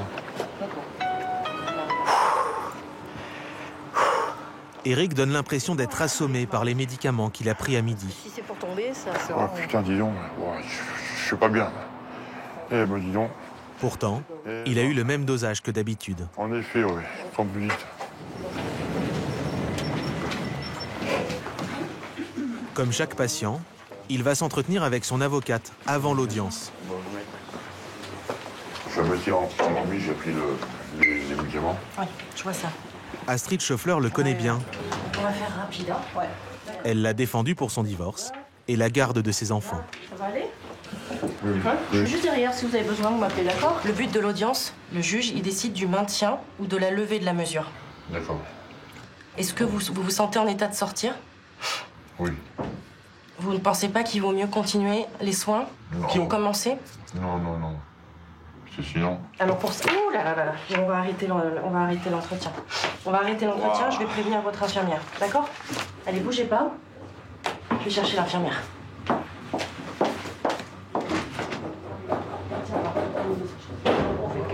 Il peut pas faire d'audience. Il peut pas faire d'audience. Alors, je vais faire sans lui, je vais le représenter. On va vous ramener dans le service, d'accord? Il ronfle. Ça va.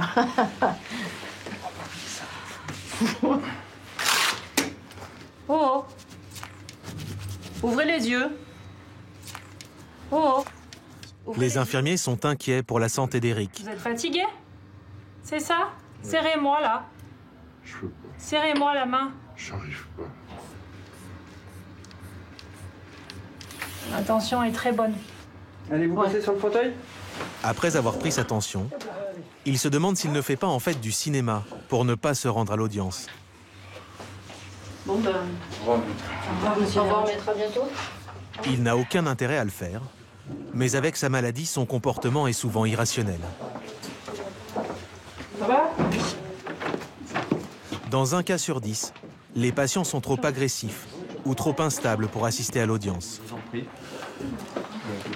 Mais il y a eu un petit incident avec monsieur qui a dû repartir dans sa chambre. Ah. Oui. Il n'est pas en état de comparaître. Il n'était pas en état, il s'est écroulé de fatigue. J'ai à peine pu m'entretenir avec lui. D'accord. Voilà. Bon, très bien. Alors, on va le mentionner.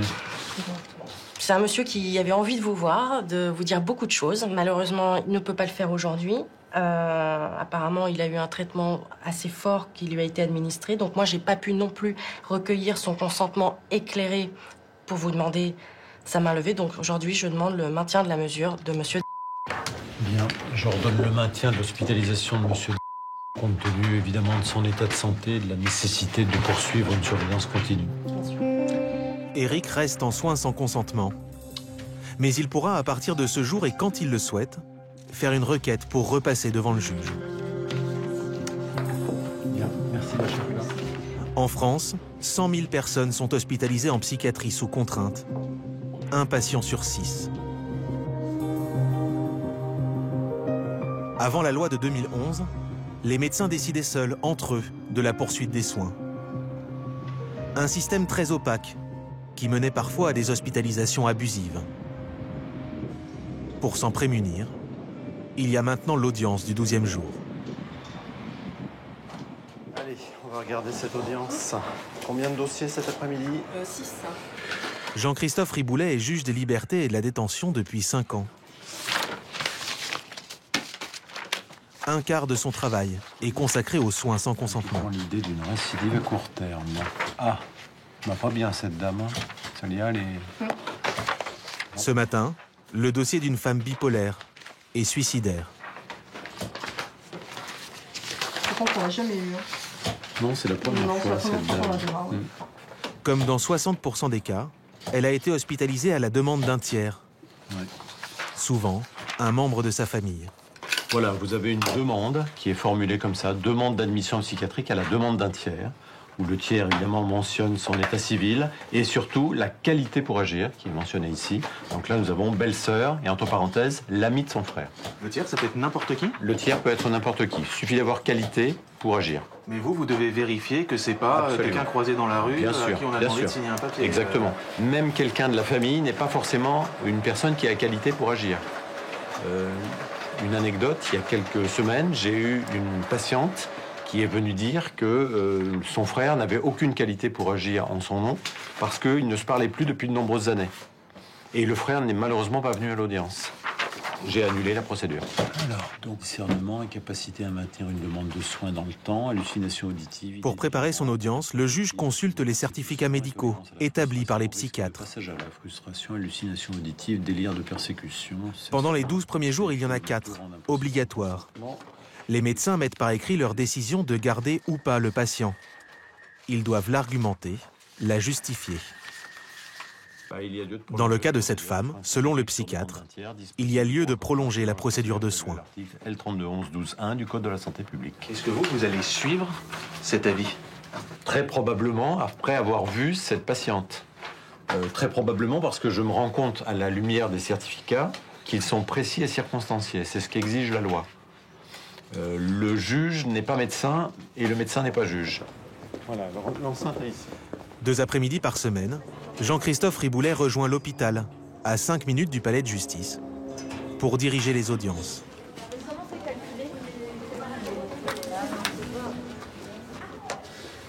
Dans la salle d'attente, Claire, la patiente bipolaire, et Zao, sa belle-sœur. Ah non, non. Je suis là, je te dis, je suis là. Pensez à te soigner, c'est le plus important. Oui. Quand l'hospitalisation est à la demande d'un tiers, il est toujours convoqué. Bonjour madame, venez vous asseoir. Prenez place ici. Voilà. Vous connaissez madame? Vous pouvez me dire de qui il s'agit? C'est une personne formidable. C'est une personne formidable, bah, tant mieux. C'est ma sœur de De qui s'agit-il? Quelqu'un de bien. Oui, mais par rapport à vous, vous avez un lien de parenté? Quels sont vos liens? C'est ma belle-sœur. C'est votre belle-sœur. Ma petite sœur. Vous comparaissez devant moi cet après-midi. Claire a déjà été hospitalisée plusieurs fois, toujours après une tentative de suicide et toujours à la demande de sa belle-sœur. Ça dure plus de 3 ans qu'elle est comme ça. D'accord. Voilà, est-ce qu'elle prend son traitement? Elle prend son traitement. Oui. Quand elle est avec moi, c'est nous, on est obligé de lui dire. Oui. Elle le prend, sinon... Quand elle est toute seule, vous pensez qu'elle ne le prend pas? Si, des fois elle prend, mais c'est pas aussi vraiment, elle prend comme il faut. Madame, vous prenez votre traitement? J'ai du mal à le gérer. Vous avez du mal à le gérer? C'est-à-dire, vous le prenez pas régulièrement? J'ai du mal à le caser dans le pilulier. Oui. Après s'être assuré que le tiers est bien légitime, le juge doit demander au patient s'il veut ou non continuer l'hospitalisation. D'accord. Qu'est-ce que vous souhaitez pour la suite là? Vous voulez rester hospitalisé ou vous voulez rentrer chez vous? Je reste hospitalisé, mais pas dans cet hôpital. Oui, expliquez-moi. C'est tout fermé. Oui. Faut rien faire, c'est tout cloisonné. Claire affirme qu'elle veut bien se soigner, mais qu'elle ne souhaite plus être sous contrainte, dans une unité fermée. Jean-Christophe Riboulet doit décider s'il accède ou non à sa demande. Pour aujourd'hui, j'ordonne le maintien de votre hospitalisation sous contrainte, parce que vous avez encore besoin de soins et vous n'êtes pas en capacité, pour l'instant, selon ce que m'indiquent vos médecins, de pouvoir accepter valablement les soins. Donc c'est la raison pour laquelle je prends cette décision. Vous avez bien compris? Oui. Très bien. On va vous faire signer la décision et vous allez pouvoir repartir. Tu vois, c'est bien passé. Oui. Ah, il ne faut pas avoir peur, madame. Hein. Vous aviez peur? Vous étiez inquiète? Oui. Tout ne se passe pas toujours aussi bien. Les hospitalisations à la demande d'un tiers, à la fois très dures à comprendre pour le patient et à assumer pour les proches, peuvent parfois détruire des familles. Moi, j'ai deux armées, mec. Je suis de l'armée allemande et de l'armée anglaise. Alors, commence pas à m'emmerder, tu sais. L'armée, donc tu sais... Seigneur, donnez-moi la volonté. Bon, t'as fait l'armée. 6 mois, t'as fait l'armée où? Seigneur, donnez-moi la volonté suprême. Où t'as fait l'armée? Où? En Angleterre. Ah bon? Ah oui, à 17 ans, j'avais l'arme, moi. J'avais le fusil. En Angleterre? Ah ouais, en Angleterre. Ah ouais, il y a des gens qui sont pas cons ici, je te signale. Philippe, 42 ans et schizophrène, en est à sa 3e hospitalisation.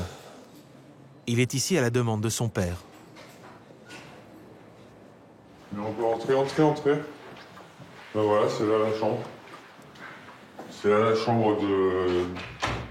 la chambre d'hôpital. Il y a 10 jours, alors qu'il était pourtant stabilisé depuis plusieurs années et qu'il réussissait à vivre tant bien que mal avec sa maladie, il a refait une crise délirante. Ils font un travail extraordinaire avec les plaques et couler du béton, hein. Je sais pas si vous voyez. C'est un immeuble très moderne, là. Non, le chantier est franchement impressionnant, hein. Et ils font du béton armé, hein. Cette fois-ci, elle était très violente. Il a essayé d'étrangler sa mère. Dans le monde des murs en béton armé, moi je suis pas un dépressif, hein, je suis un schizophrène. Au contraire, je me sens très bien. Comment? Vous êtes impulsif, par exemple? Oui, parfois, des fois, je suis impulsif. Ouais, j'étais un peu violent. C'est pour ça que les pompiers sont venus me chercher avec mes parents. C'est pour ça que les pompiers sont venus me chercher, que je suis ici. Je me suis un peu mis en colère. Il fallait pas, quoi. Mais ça vous arrive souvent, ça? Ah non, ça m'arrive rarement. C'est rarement. Oui, mais non, mais voilà, voilà. Est-ce que vous expliquez pourquoi cette fois-ci vous vous êtes mis en colère? Et là, je dis, écoutez, j'en ai ras-le-bol. Je veux une bagnole et je veux une copine. Et maintenant. Vous fermez vos gueules. Je me suis énervé pour une broutille, je me suis énervé. Et mon père, il a bien réagi en face. Il a dit, ah, tu réagis comme ça, tu crois qu'on est des nuls, et ben regarde.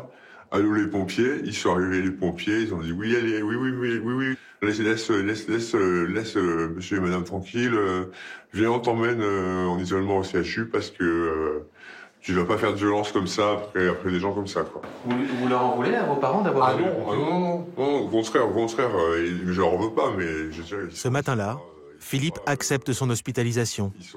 Il pense même que ses parents ont eu raison. Il va pourtant rapidement changer d'avis. Quelques heures plus tard, alors que son père vient lui rendre visite à l'hôpital, Philippe refuse de le voir. Il lui reproche maintenant de l'avoir enfermé ici.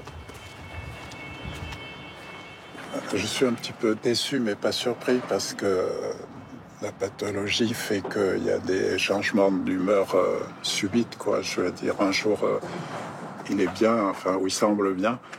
Un autre jour, il n'est pas bien, et bien entendu, ça se répercute sur la façon de se conduire, quoi. François vit avec la schizophrénie de son fils depuis 20 ans. Depuis la première crise délirante de Philippe, quand il était étudiant. Sur 3 hospitalisations, 2 ont été réalisées sous contrainte, à sa demande. Mais la décision, franchement, elle n'est pas facile à prendre. Parce que, enfin, ça vous arrache le cœur, quoi, en quelque sorte. Vous dites, il est quasi stabilisé, ça va plutôt mieux, on retrouve un peu notre fils. Et puis là, non, c'est en train de repartir en vrille. Et il va falloir prendre la décision. Et voilà, et ça fait mal, ça fait vraiment mal. Hein. C'est douloureux. C'est au moment où il part entouré par les pompiers, les forces de l'ordre. Là, c'est quelque chose d'extrêmement fort, quoi, parce qu'on sent le reproche, la trahison, enfin, là c'est dur. Moi, je le garde et je le vois encore. C'est dur, franchement.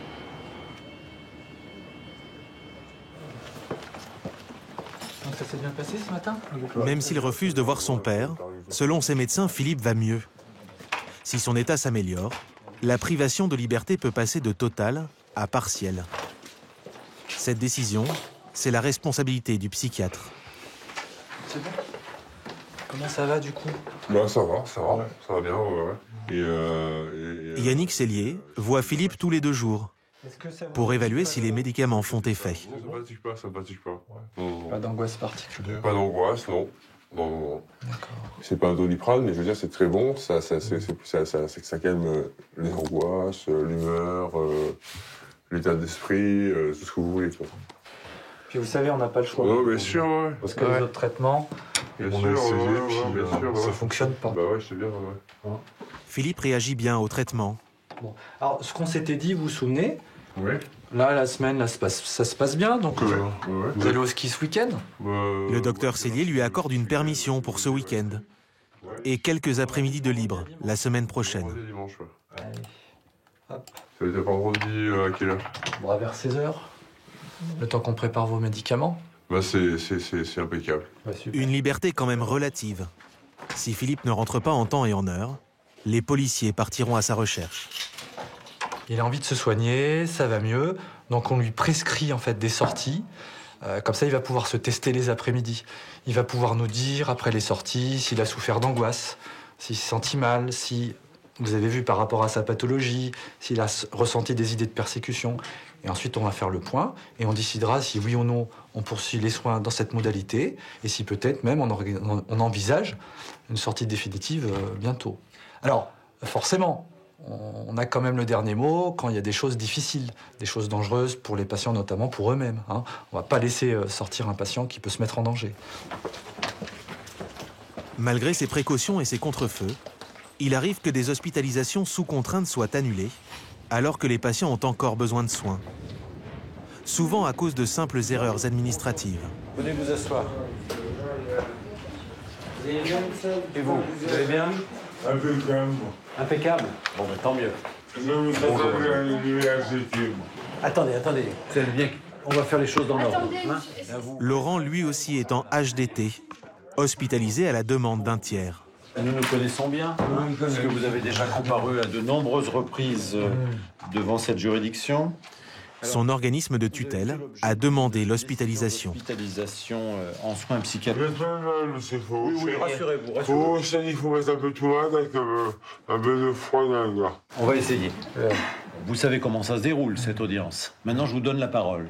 Qu'est-ce que vous pouvez me dire? Pourquoi vous voulez lever l'HDT?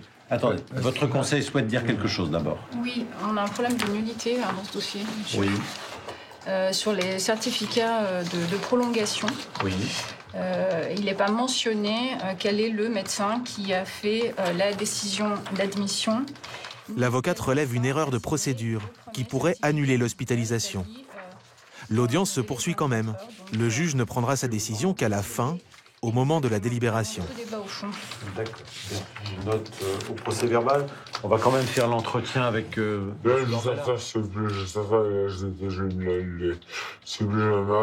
vous voulez que je lève l'HDT? Oui, s'il vous plaît. Vous voulez rentrer chez vous? Oui, je suis rentré chez ma soeur. Vous pensez que vous êtes en état de rentrer chez vous? Oui, parce que moi, tu sais, chez vous, j'ai la partie, j'ai fumé au moins 20 jours. Et les médicaments, vous les preniez? Ça se voit? Non, mais à l'hôpital, bien sûr que vous les prenez, mais quand vous êtes rentré... Ah oui, je les prends bien. Vous les preniez bien? Oui. Oui? C'est sûr? Oui. Ah bon? Oui.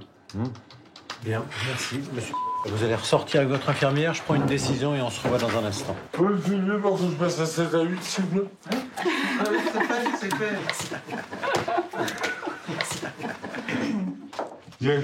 On aimerait mieux que vous passiez à la télé dans des circonstances autres que celle-ci. Ce schizophrène, qui n'a jamais été violent envers quelqu'un, enchaîne les séjours à l'hôpital psychiatrique. Quand il en sort, il se retrouve à la rue et fait à nouveau des crises. Comment? Oui, je vais l'appeler. Laurent a besoin de soins, mais l'erreur de procédure soulevée par son avocate va faire mouche. Monsieur, j'annule la procédure parce qu'il y a une irrégularité. Effectivement, votre avocat l'a soulevé avec raison. Sur la décision de maintien à 72 heures de votre hospitalisation ne figure pas le nom du médecin qui vous a examiné en premier lieu et c'est une irrégularité qui a pour conséquence d'annuler la procédure. Donc vous savez ce que ça signifie? Ça veut dire que j'ordonne la main levée de l'hospitalisation. J'aimerais bien qu'on ne se revoie pas, monsieur. Hein? Oui, non, mais vous m'écoutez plus, là. J'aimerais bien qu'on ne se revoie pas. Ça veut dire qu'il faut que vous suiviez votre traitement, scrupuleusement. Parce que sinon, on va se revoir. Ça fait 3 ans que vous n'arrêtez pas de rentrer et de sortir de l'hôpital. Donc il faut absolument que vous preniez conscience qu'on est là pour vous aider. Hein? C'est compris? C'est compris. Allez, apposez votre signature. Là, c'est juste pour justifier qu'on vous a rendu. Comme lors d'une audience sur 10, l'hospitalisation est annulée. pouvez partir. Cela ne veut pas dire que Laurent va forcément sortir de l'hôpital. La loi l'oblige d'abord à revoir un médecin, qui pourra, s'il pense que c'est nécessaire, le réhospitaliser sous contrainte.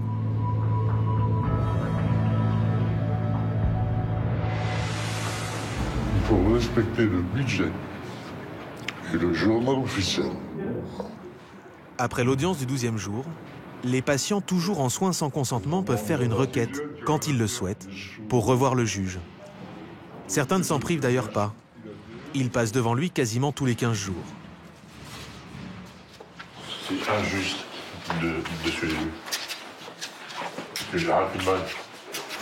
Eric, le père de 3 enfants qui était trop fatigué pour assister à son audience, a fait cette demande. Sa nouvelle audience a lieu aujourd'hui. En une semaine, sa situation ne s'est pas améliorée. Au contraire. Il y a 3 jours, Eric a été violent avec des infirmiers et d'autres malades. Il a été transféré dans une chambre d'isolement fermée à clé, située dans une unité spéciale de soins intensifs. Comme je vous ai expliqué, c'est fermé.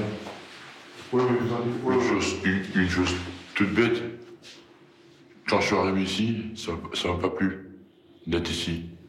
Donc j'ai foutu le papier chiotte dans le WC et j'ai bouché le WC. Et je voulais ni manger et ni boire. Je l'ai fait à la de la faim. Mais au bout de 2 jours, il a fallu que je mange et que je m'alimente. Donc j'ai mangé, puis j'ai bu, quoi. Comment vous voilà, toute la nuit, c'était ça.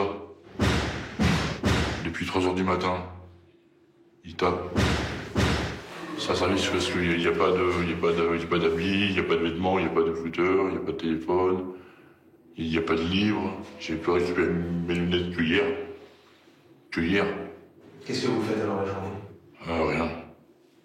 Chambre.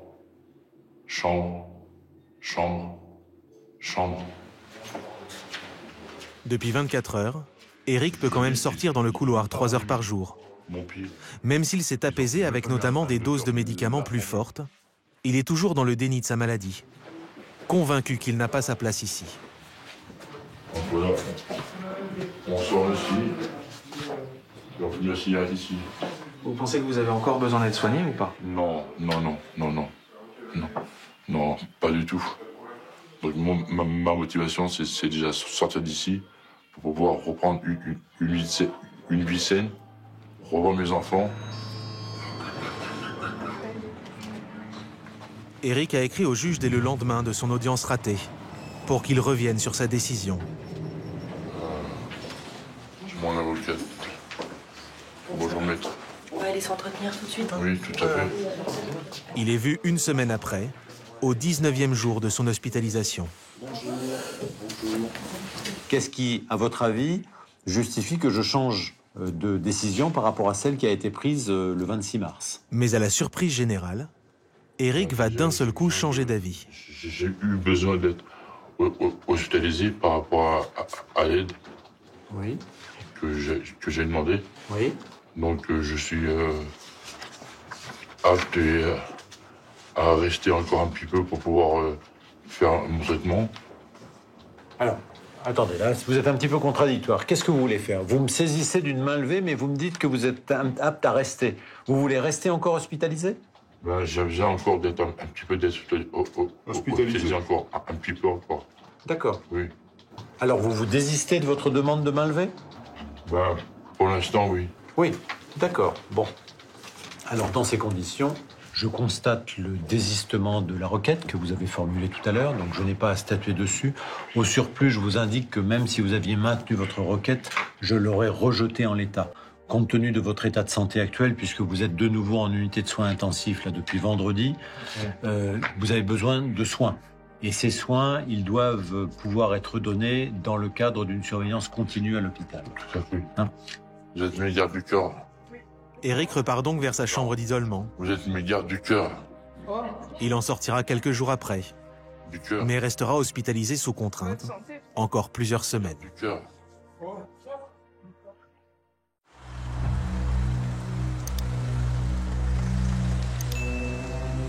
Une ambulance sous escorte. À l'intérieur, un détenu transféré d'une prison vers une autre. L'homme est considéré comme dangereux. Alors par sécurité, pendant le voyage, ses pieds et ses mains sont restés attachés. Il purge une peine de 8 ans de prison. Index, main gauche, s'il vous plaît. Et il souffre aussi de graves troubles du comportement.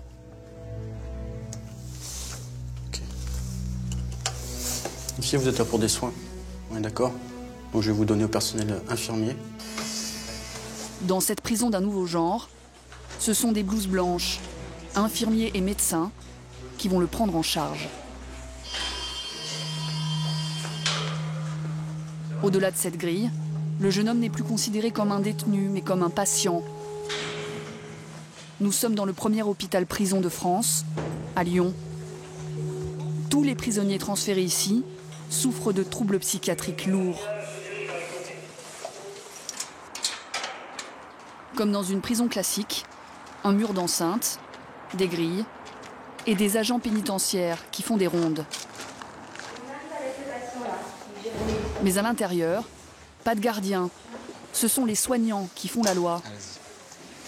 Première étape pour le nouvel arrivant, un entretien avec le médecin psychiatre. Bien, moi je me représente. Donc, je suis le docteur Lassia, c'est moi qui vous accueille aujourd'hui. Le jeune homme est là contre sa volonté. C'est le psychiatre de la précédente prison qui a décidé de l'hospitaliser. J'ai un certificat qui dit que vous pouvez être mégalomaniaque, que vous êtes persécuté, que vous avez eu un délire érotomaniaque avec une infirmière. Il va falloir qu'on juge de tout ça. Le patient semble aujourd'hui très calme. Pourtant, il a été diagnostiqué paranoïaque, une maladie psychiatrique grave. Lui conteste. Vous avez un vécu un peu très persécuté avec une réaction procédurale. Un vécu très persécuté, c'est pas parce que j'ai écrit 2 fois Madame Allomari, parce qu'il y a eu des injustices. Que j'ai porté plainte auprès de M. Géré. Mais vous êtes en train de répéter votre persécution. Là, vous me la répétez tout le temps. Je vous rappelle que maintenant, que si vous avez besoin d'un traitement, on aura les moyens de vous l'imposer. Je sais, vous allez me piquer, c'est ça? On aura les moyens de vous l'imposer s'il y en a besoin. On va se donner une dizaine de jours et puis on verra bien. Une dizaine de jours? Ah oui. Pour voir si je souffre ou pas de pathologie mentale. Pour voir si vous avez vraiment un comportement adapté et puis vous verrez, vous allez être bien ici. Dans l'hôpital-prison, le personnel va prendre le temps d'établir un nouveau diagnostic. Le patient, lui, a obtenu ce qu'il voulait. Pour l'instant, pas de traitement. Mais au moment où les infirmières lui apportent le repas, il est à nouveau certain que le monde entier le persécute, qu'elles ont dissimulé des cachets dans ses plats. Leur gamelle qu'ils donnent, là, elle est cachetonnée.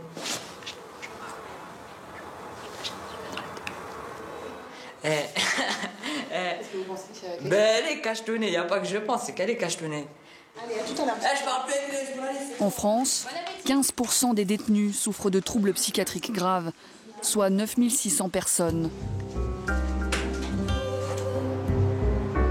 Pour l'instant, l'hôpital-prison en accueille 40. Des patients ou qui entendent des voix. Certains ont volé.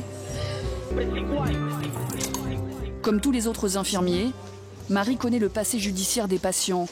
Elle a dû apprendre de nouvelles règles de sécurité. On doit toujours faire bien attention et c'est là où on a un petit peu de mal quand on est soignant, c'est penser à fermer toutes les portes parce que voilà, les bureaux, les salles de soins, et c'est des choses qui sont primordiales. Un talkie-walkie à portée de main et une distribution de médicaments qui se fait toujours à 2. De toute façon, il faut lui donner, il les a pas eu ce matin, donc je pense qu'il va un peu émerger là depuis. Mais au-delà de la sécurité, leur rôle, c'est avant tout soigner. Il est passé? Ah, c'est bon. Ça te va? Vous ne croyez pas en plus. Comme à chaque fois. Ah, c'est bon. Ce patient prenait déjà des médicaments en prison. À la vôtre. Mais il n'était pas habitué à ce qu'on le surveille. En prison, c'est pas pareil, en fait. En prison, ils donnent carrément tous les cachets en même temps, en fait. C'est dans le pilulière qu'on appelle ça. Pilulière, hein. Pilulier. Pilulier, on met tout dedans et ça fait que c'est nous cache. C'est à nous de gérer, en fait. Moi, je prenais tout d'un coup, c'est pour ça. Je prenais tout d'un coup. Il y a 6 fois plus de personnel que dans une prison classique. Les locaux sont neufs, les chambres individuelles. Ça va? Je vous donne le traitement. Pour ces détenus fragiles, c'est parfois un soulagement d'avoir quitté l'univers carcéral. La prison, c'est la jungle, c'est l'enfer. Ici, c'est le repos, le calme. Ça veut dire quoi, la jungle, l'enfer? Ça veut dire que c'est des agressions, c'est des crachats, c'est des insultes, c'est du bruit en permanent qu'ici on retrouve pas. Et là, quand vous fermez la porte, vous vous sentez infirmière ou gardien de prison? Oh, infirmière, on est en blouse blanche, c'est pas le même relationnel qu'il y avait quand même avec... Enfin, même on le voit entre nous, enfin, nous, souvent, on nous les présente comme des patients qui sont un peu... qui cherchent un peu le conflit. En général, la blouse blanche, ça pèse beaucoup et ça se passe bien. On va voir ce qu'ils vont dire aujourd'hui. Autre différence, le nombre de psychiatres. 1 pour 250 détenus en prison, 1 pour 15 ici. Du coup, Jérôme Lassia peut voir ses patients presque tous les jours. Ouais. On peut rentrer dans votre chambre pour faire un petit entretien? Pas de souci. Oui. Donc, monsieur. Et pourquoi vous mettez la chaise? Parce que l'autre coup, je me suis fait agresser. Par? Je sais pas, des CRS. Ah. Le patient souffre de graves hallucinations. À son arrivée, il refusait de se doucher et de boire au robinet, car il ne voyait pas de l'eau, mais du sang. Et vos histoires de douche avec le lavabo, avec le sang, vous en êtes où par rapport à ça? Ça passe, maintenant je bois en fait. Mais j'ai toujours le goût du sang en fait dans la bouche, que c'est ça, c'est qui m'énerve. J'ai toujours le goût en fait. C'est un truc de malade ce que je pense dans ma tête. Très agressif quand il est arrivé à l'hôpital, il accepte pour la première fois de sortir de sa chambre pour un entretien dans un bureau. L'homme est en attente de jugement pour un délit que nous n'avons pas le droit de révéler. Sa folie s'est déclenchée il y a quelques mois, à la suite de la mort de son meilleur ami. Depuis, il vit dans un autre monde, hostile et menaçant. Les molécules, ça casse les couilles, ça me dévore de partout. Les quoi? Les molécules, les trucs et tout. Là. Ils arrivent à me contrôler et tout, je le sais. Qui ça? Mais l'armée, je le sais que j'ai des puces en moi. Parce que vous voyez, là, ce tatouage, j'avais un truc là. Et après, ça avait disparu. Vous êtes passé sous le portique, monsieur. Comment? Vous êtes passé sous les portiques ici. Ouais. Vous vous souvenez pas? Non. Vous n'avez pas de puce. Je sais, j'en sais rien. On vous le dit. J'espère, quoi. Donc après, moi, je suis parti... Petit à petit, le psychiatre essaye de faire prendre conscience de sa maladie aux détenus. L'objectif est qu'il soit capable de retourner dans une prison classique d'ici quelques semaines, ou plutôt quelques mois. Si son traitement est équilibré et qu'il a son traitement tous les jours, il n'y a pas de raison qu'il ne puisse pas vivre une vie carcérale. Mais pas aujourd'hui. Hein. On en est loin. C'est pas tout fini le paquet, gardez-en. Vous inquiétez pas, je m'en gardais. Le patient a encore beaucoup de mal à distinguer le vrai du faux. Il accepte que nous l'accompagnions lors de sa pause cigarette.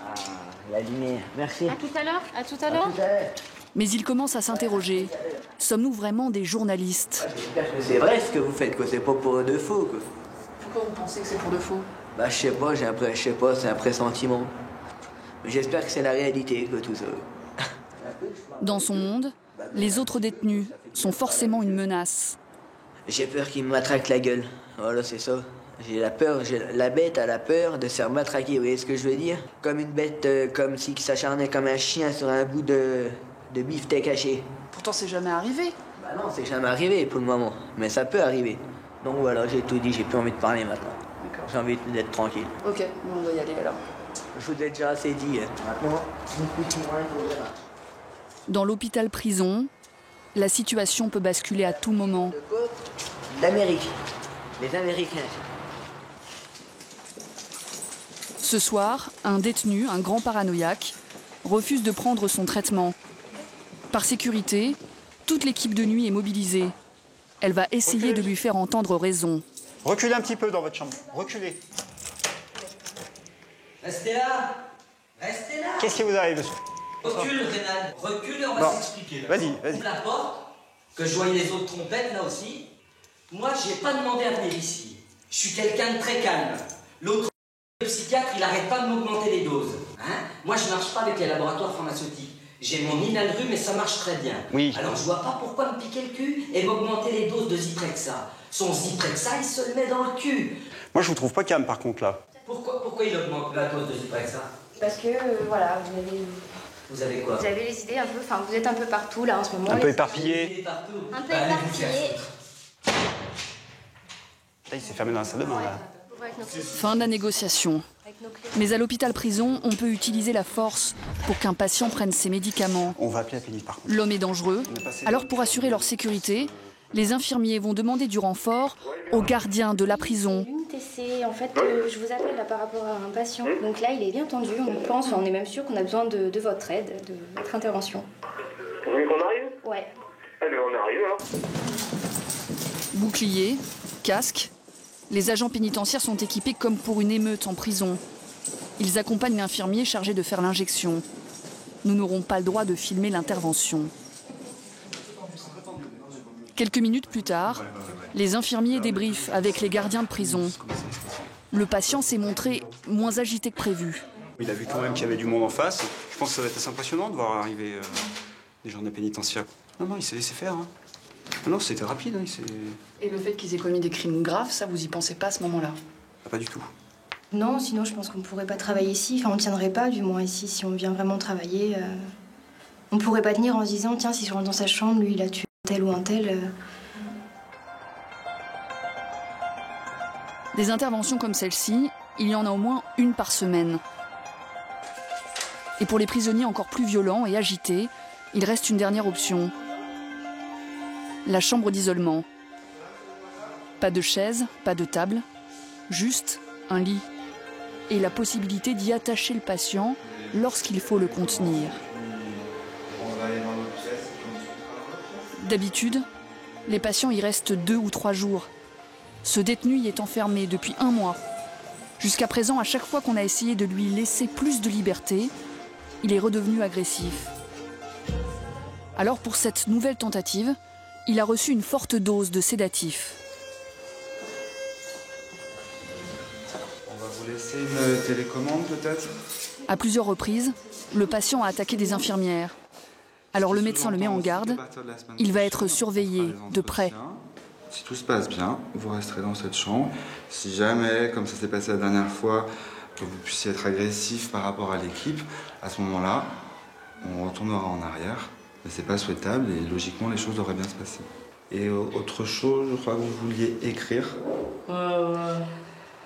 Donc on vous laissera du papier et un crayon, mais on récupérera le crayon. On vous laissera le temps où vous écrivez et puis on viendra le récupérer. Ok. Le psychiatre redoute qu'une fois l'effet des médicaments estompé, n'importe quel objet puisse lui servir d'arme. Commandant général, tout ce que vous devez. Si on lui prête un stylo, quand vous rentrez dans la chambre, vous voyez le stylo et que vous le reprenez tout de suite. Cuillère en métal. Et par contre, il y a la brosse à dents. Une brosse à dents, ça se casse. Hein. La seule fois où on a fait une erreur dans la chambre d'isolement, c'est-à-dire de lui mettre une cuillère en plastique, il a cassé la cuillère en plastique, il en a caché un bout. Un bout de cuillère en plastique, ça peut suffire pour... Pour crever un œil, oui. Heureusement, seule une minorité de détenus sont aussi violents. L'immense majorité d'entre eux ne passent jamais par la chambre d'isolement. Le but de la structure est au contraire de leur réapprendre à se sociabiliser. Ciné-club, repas en commun ou aujourd'hui groupe de parole. Ici, les détenus hommes et femmes ne sont pas séparés. Non, dame, j'ai dit. Cette patiente est complètement tétanisée. Elle a encore du mal à s'habituer à la mixité. Alors, moi, je suis le docteur Bécache et je suis le médecin responsable de l'unité. Mais de la vie à l'ordre du jour, la vie quotidienne à l'hôpital. À la différence de la prison, les patients n'ont pas le droit de fumer dans leur chambre. Très vite, la conversation se cristallise autour du manque de pauses cigarettes. Elle peut fumer sa cigarette? C'est le matin, il en faut une autre le matin. Ouais, c'est le matin, c'est long. Ouais, c'est vrai. Du matin, il faut attendre jusqu'à 3 heures. D'après-midi, ça fait long quand même. Les médicaments, ils font plus effet. Hein. Ah ouais, la nicotine, elle prend le dessus. Hein. Le tabac, c'est la priorité générale. Ça passe même avant les cachets, je pense. Ça, c'est votre point de vue. Être capable de s'exprimer sur un sujet concret, débattre sans s'énerver, c'est déjà un grand pas pour ces malades psychiatriques, souvent déconnectés de la réalité. C'est l'heure de remonter. Je vais vous souhaiter bon appétit. Et puis à la semaine prochaine. La plupart des détenus ne s'habituent pas aux règles de l'hôpital. Ils ont hâte de retourner dans leur prison d'origine. D'autres, au contraire, appréhendent. Ce patient est ici depuis 3 mois et il apprécie le confort de l'hôpital. À tout à l'heure. Oui. Alors la salle de bain, il faut qu'elle soit tenue propre. Il fonctionne là. Voilà. Il y a des douches individuelles comme ça en prison tout le temps? Ah non, non. C'est des douches collectives et ça n'a rien à voir. C'est malsain, j'ai l'impression que c'est plutôt malsain qu'autre chose, quoi. Ils ne nous laissaient pas tous les jours prendre la douche. Ici, je la prends tous les matins. On se sent plus avec son amour-propre qu'en prison, quoi. La différence entre ici et une prison. De meilleures conditions de vie, plus de soins. La conséquence, c'est que l'état de ce patient s'est amélioré. Il a désormais conscience de sa maladie. Je perds les pédales des fois quand je parle, tellement je suis malade, quoi, au niveau de la schizophrénie. Je déconnecte. Je n'arrive pas à trouver la réalité des choses.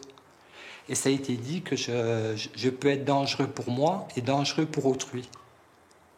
Pourquoi ? Je ne sais pas pourquoi moi. Même moi, je ne peux pas l'expliquer. Dangereux, peut-être parce que pour les délits. Vous espérez que ce soit un tournant ici, parce qu'il y a quelque chose qui s'est passé ici. J'espère que ce sera un tournant. J'espère que ce sera un tournant de ma vie. Que je ne sais pas, parce que l'indignité que je porte, elle est lourde. Et il y a des remontées en moi. Criminel et malade, ce détenu n'a presque plus de contact avec sa famille. Mais d'autres prisonniers ont parfois la visite de leurs proches. Comme dans toutes les prisons, il y a un parloir. Ce jour-là, c'est un père et un frère qui ont pris rendez-vous. Oui, est-ce que vous pouvez faire descendre le patient pour son parloir famille? Affirmatif, on descend. Oui, reçu.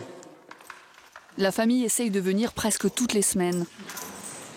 Une chance pour ce détenu, car les séances de parloir le ramènent un peu à la réalité.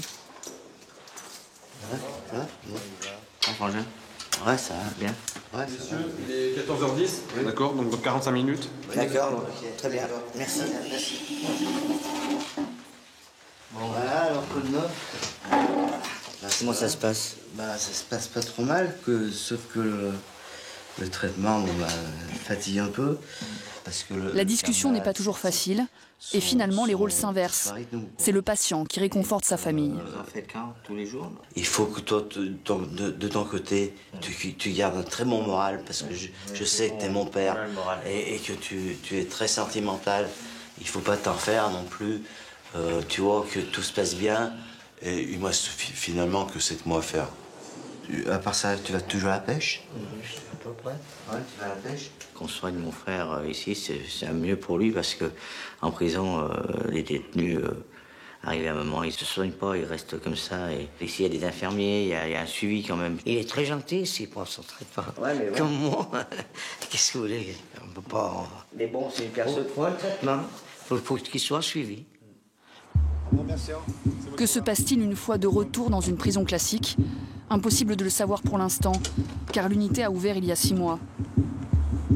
Pour ces détenus en crise, 7 nouveaux hôpitaux-prisons devraient voir le jour d'ici 2012.